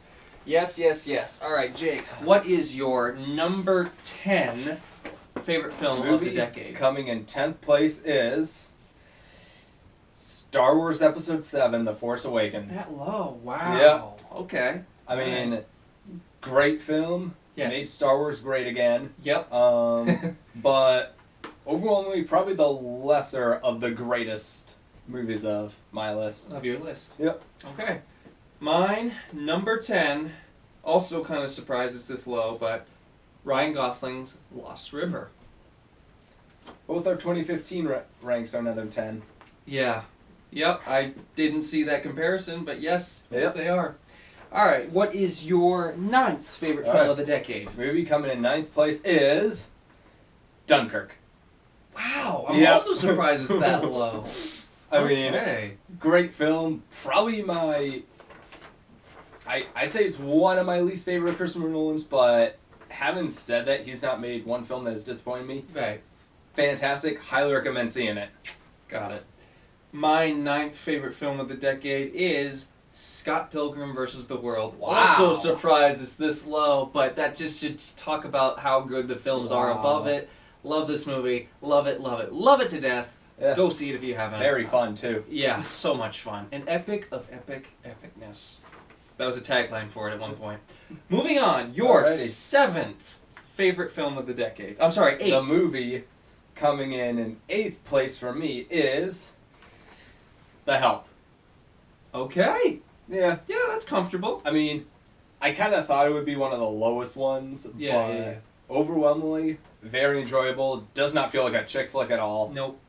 Not But- even a little. And also tackles social stereotypes. And more movies need to. Yeah, highly recommend seeing it. Awesome. Wholly agree with that. My 8th favorite film of the decade is Nightcrawler. Just because it's this low on the list doesn't mean you don't need to see it. You absolutely need to see it. If for nothing else but Jake Gyllenhaal's magnetic performance in the movie. Oh my God, he's captivating. All right. Wow. Alrighty. The movie finishing in 7th place on my list is Lincoln. Oh, okay. We're just going to keep going. I blame China for it. Okay. Our grease screen fell. Oh, well. Oh, man. So, you were saying? Yeah. One of the most historically accurate movies I've seen. Yeah. Go see it, even if you hate school with all your guts. Okay. Fair enough. Great movie. Great movie. My number 7 favorite film of the decade is Nolan's Dunkirk. Wow. So good. Thought it'd be higher on this list, but again, this is just such a incredible list that it's hard to rank them all. It's not gonna stay. You know what? Screw this. Down with we it. don't need it. Just off with it. Yeah. All right. What is your number 6 favorite film of the decade? The movie coming in 6th place is Avengers: Infinity War. Wow, didn't even make the top 5. Nope. Okay. Probably the best sequel I've seen all decade. Okay. But these 5 movies are somehow better than Avengers: Infinity War. Enough said. My number 6 favorite film of the decade didn't make the top 5. Also shocked it didn't. Harry Potter and the Deathly Hallows Part 2. What? Mm-hmm. Wow. I know. It was so difficult to keep it out of the top 5, but again, these 5 films above it, in my opinion, are even better. Wow. What is your 5th? All right. We're getting to the top 5. What's your 5th favorite film of the decade? My movie coming in 5th place is Gravity. Yeah, I can see that. Yep. Yeah, that's it. That's a good place for it. Yeah. No words. 7 Oscars, 10 nominations. Yep. It deserves the top 5. It really does. My number 5 favorite film of the decade is something I just talked about, A Beautiful Day in the Neighborhood. Wow. Right there in the midway, I think that's comfortable. Like I said, not quite as good as Won't You Be My Neighbor, but that doesn't mean it's not a fantastic film. It is solely for Tom Hanks' performance and all other things involved, but that should be reason enough to go see it, if not everything else. Yes, A Beautiful Day in the Neighborhood. What's your number 4? Alrighty. The 4th place finisher for my list is Whiplash. Yeah. It was hard to place it at fourth, but you know, it stunned me. Yeah. I liked it way more than I thought. Yeah. And Blew me overall away. recommended seeing it. That film knocked me flat. Alrighty, what's your number 4? Number 4. I thought this would be a little higher too, but this is a good spot. The Secret Life of Walter Mitty. Really? Made the top 5. I love this film Wow. so much. I will rewatch it for decades to come. I just love it, love it, love it. Yep. Can't say anything more about it than I haven't already. It's just so good. Yep. And super underrated. That's the last thing I'll say. Alrighty. What is your... We're getting into the top 3. What is your top 3. number 3 favorite film of the decade? My third place and second runner-up for the best film of the decade is... Alita Battle Angel.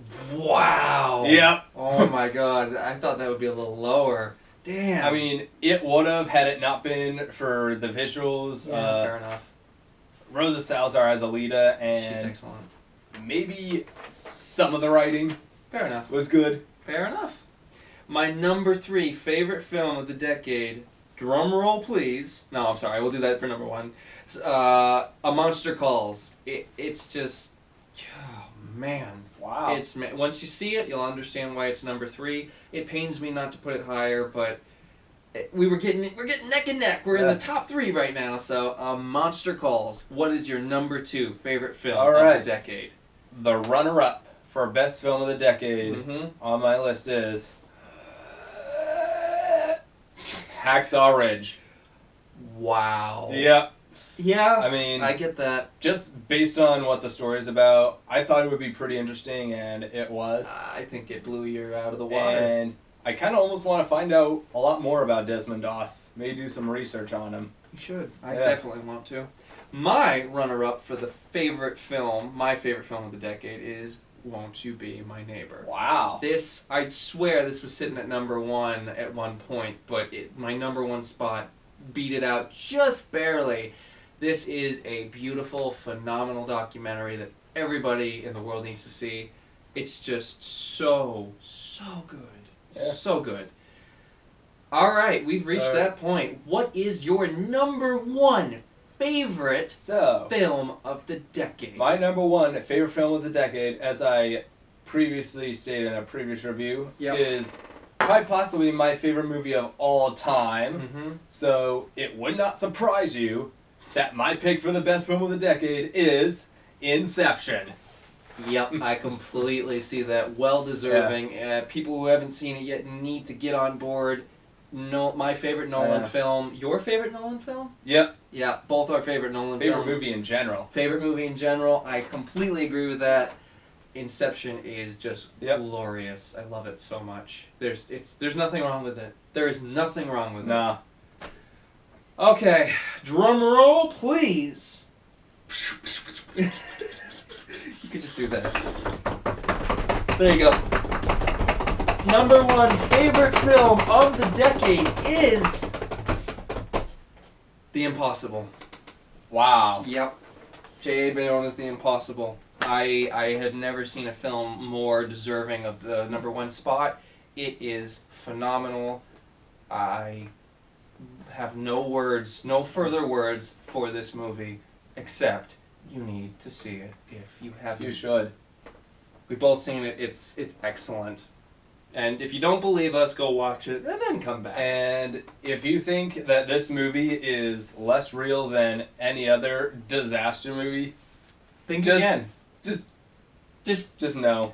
know. Just know. This is the realest one I've ever seen. It's raw, it's real, you gotta prepare yourself. But if you do, I think you'll be immensely satisfied with what you end up getting. Yeah. Definitely. Oh my god. All right. I'm tired of talking. Okay. You have made it. We have made it. We have made it. We have made it. We did our top 10 worst films of the decade. We did our top 10 best films of the decade. That concludes those special episodes of Rock Movie Reviews. Thank you so much for joining us. We will be back hopefully very soon, as soon as we can to film them, to reveal and release our review of Joker. Yeah.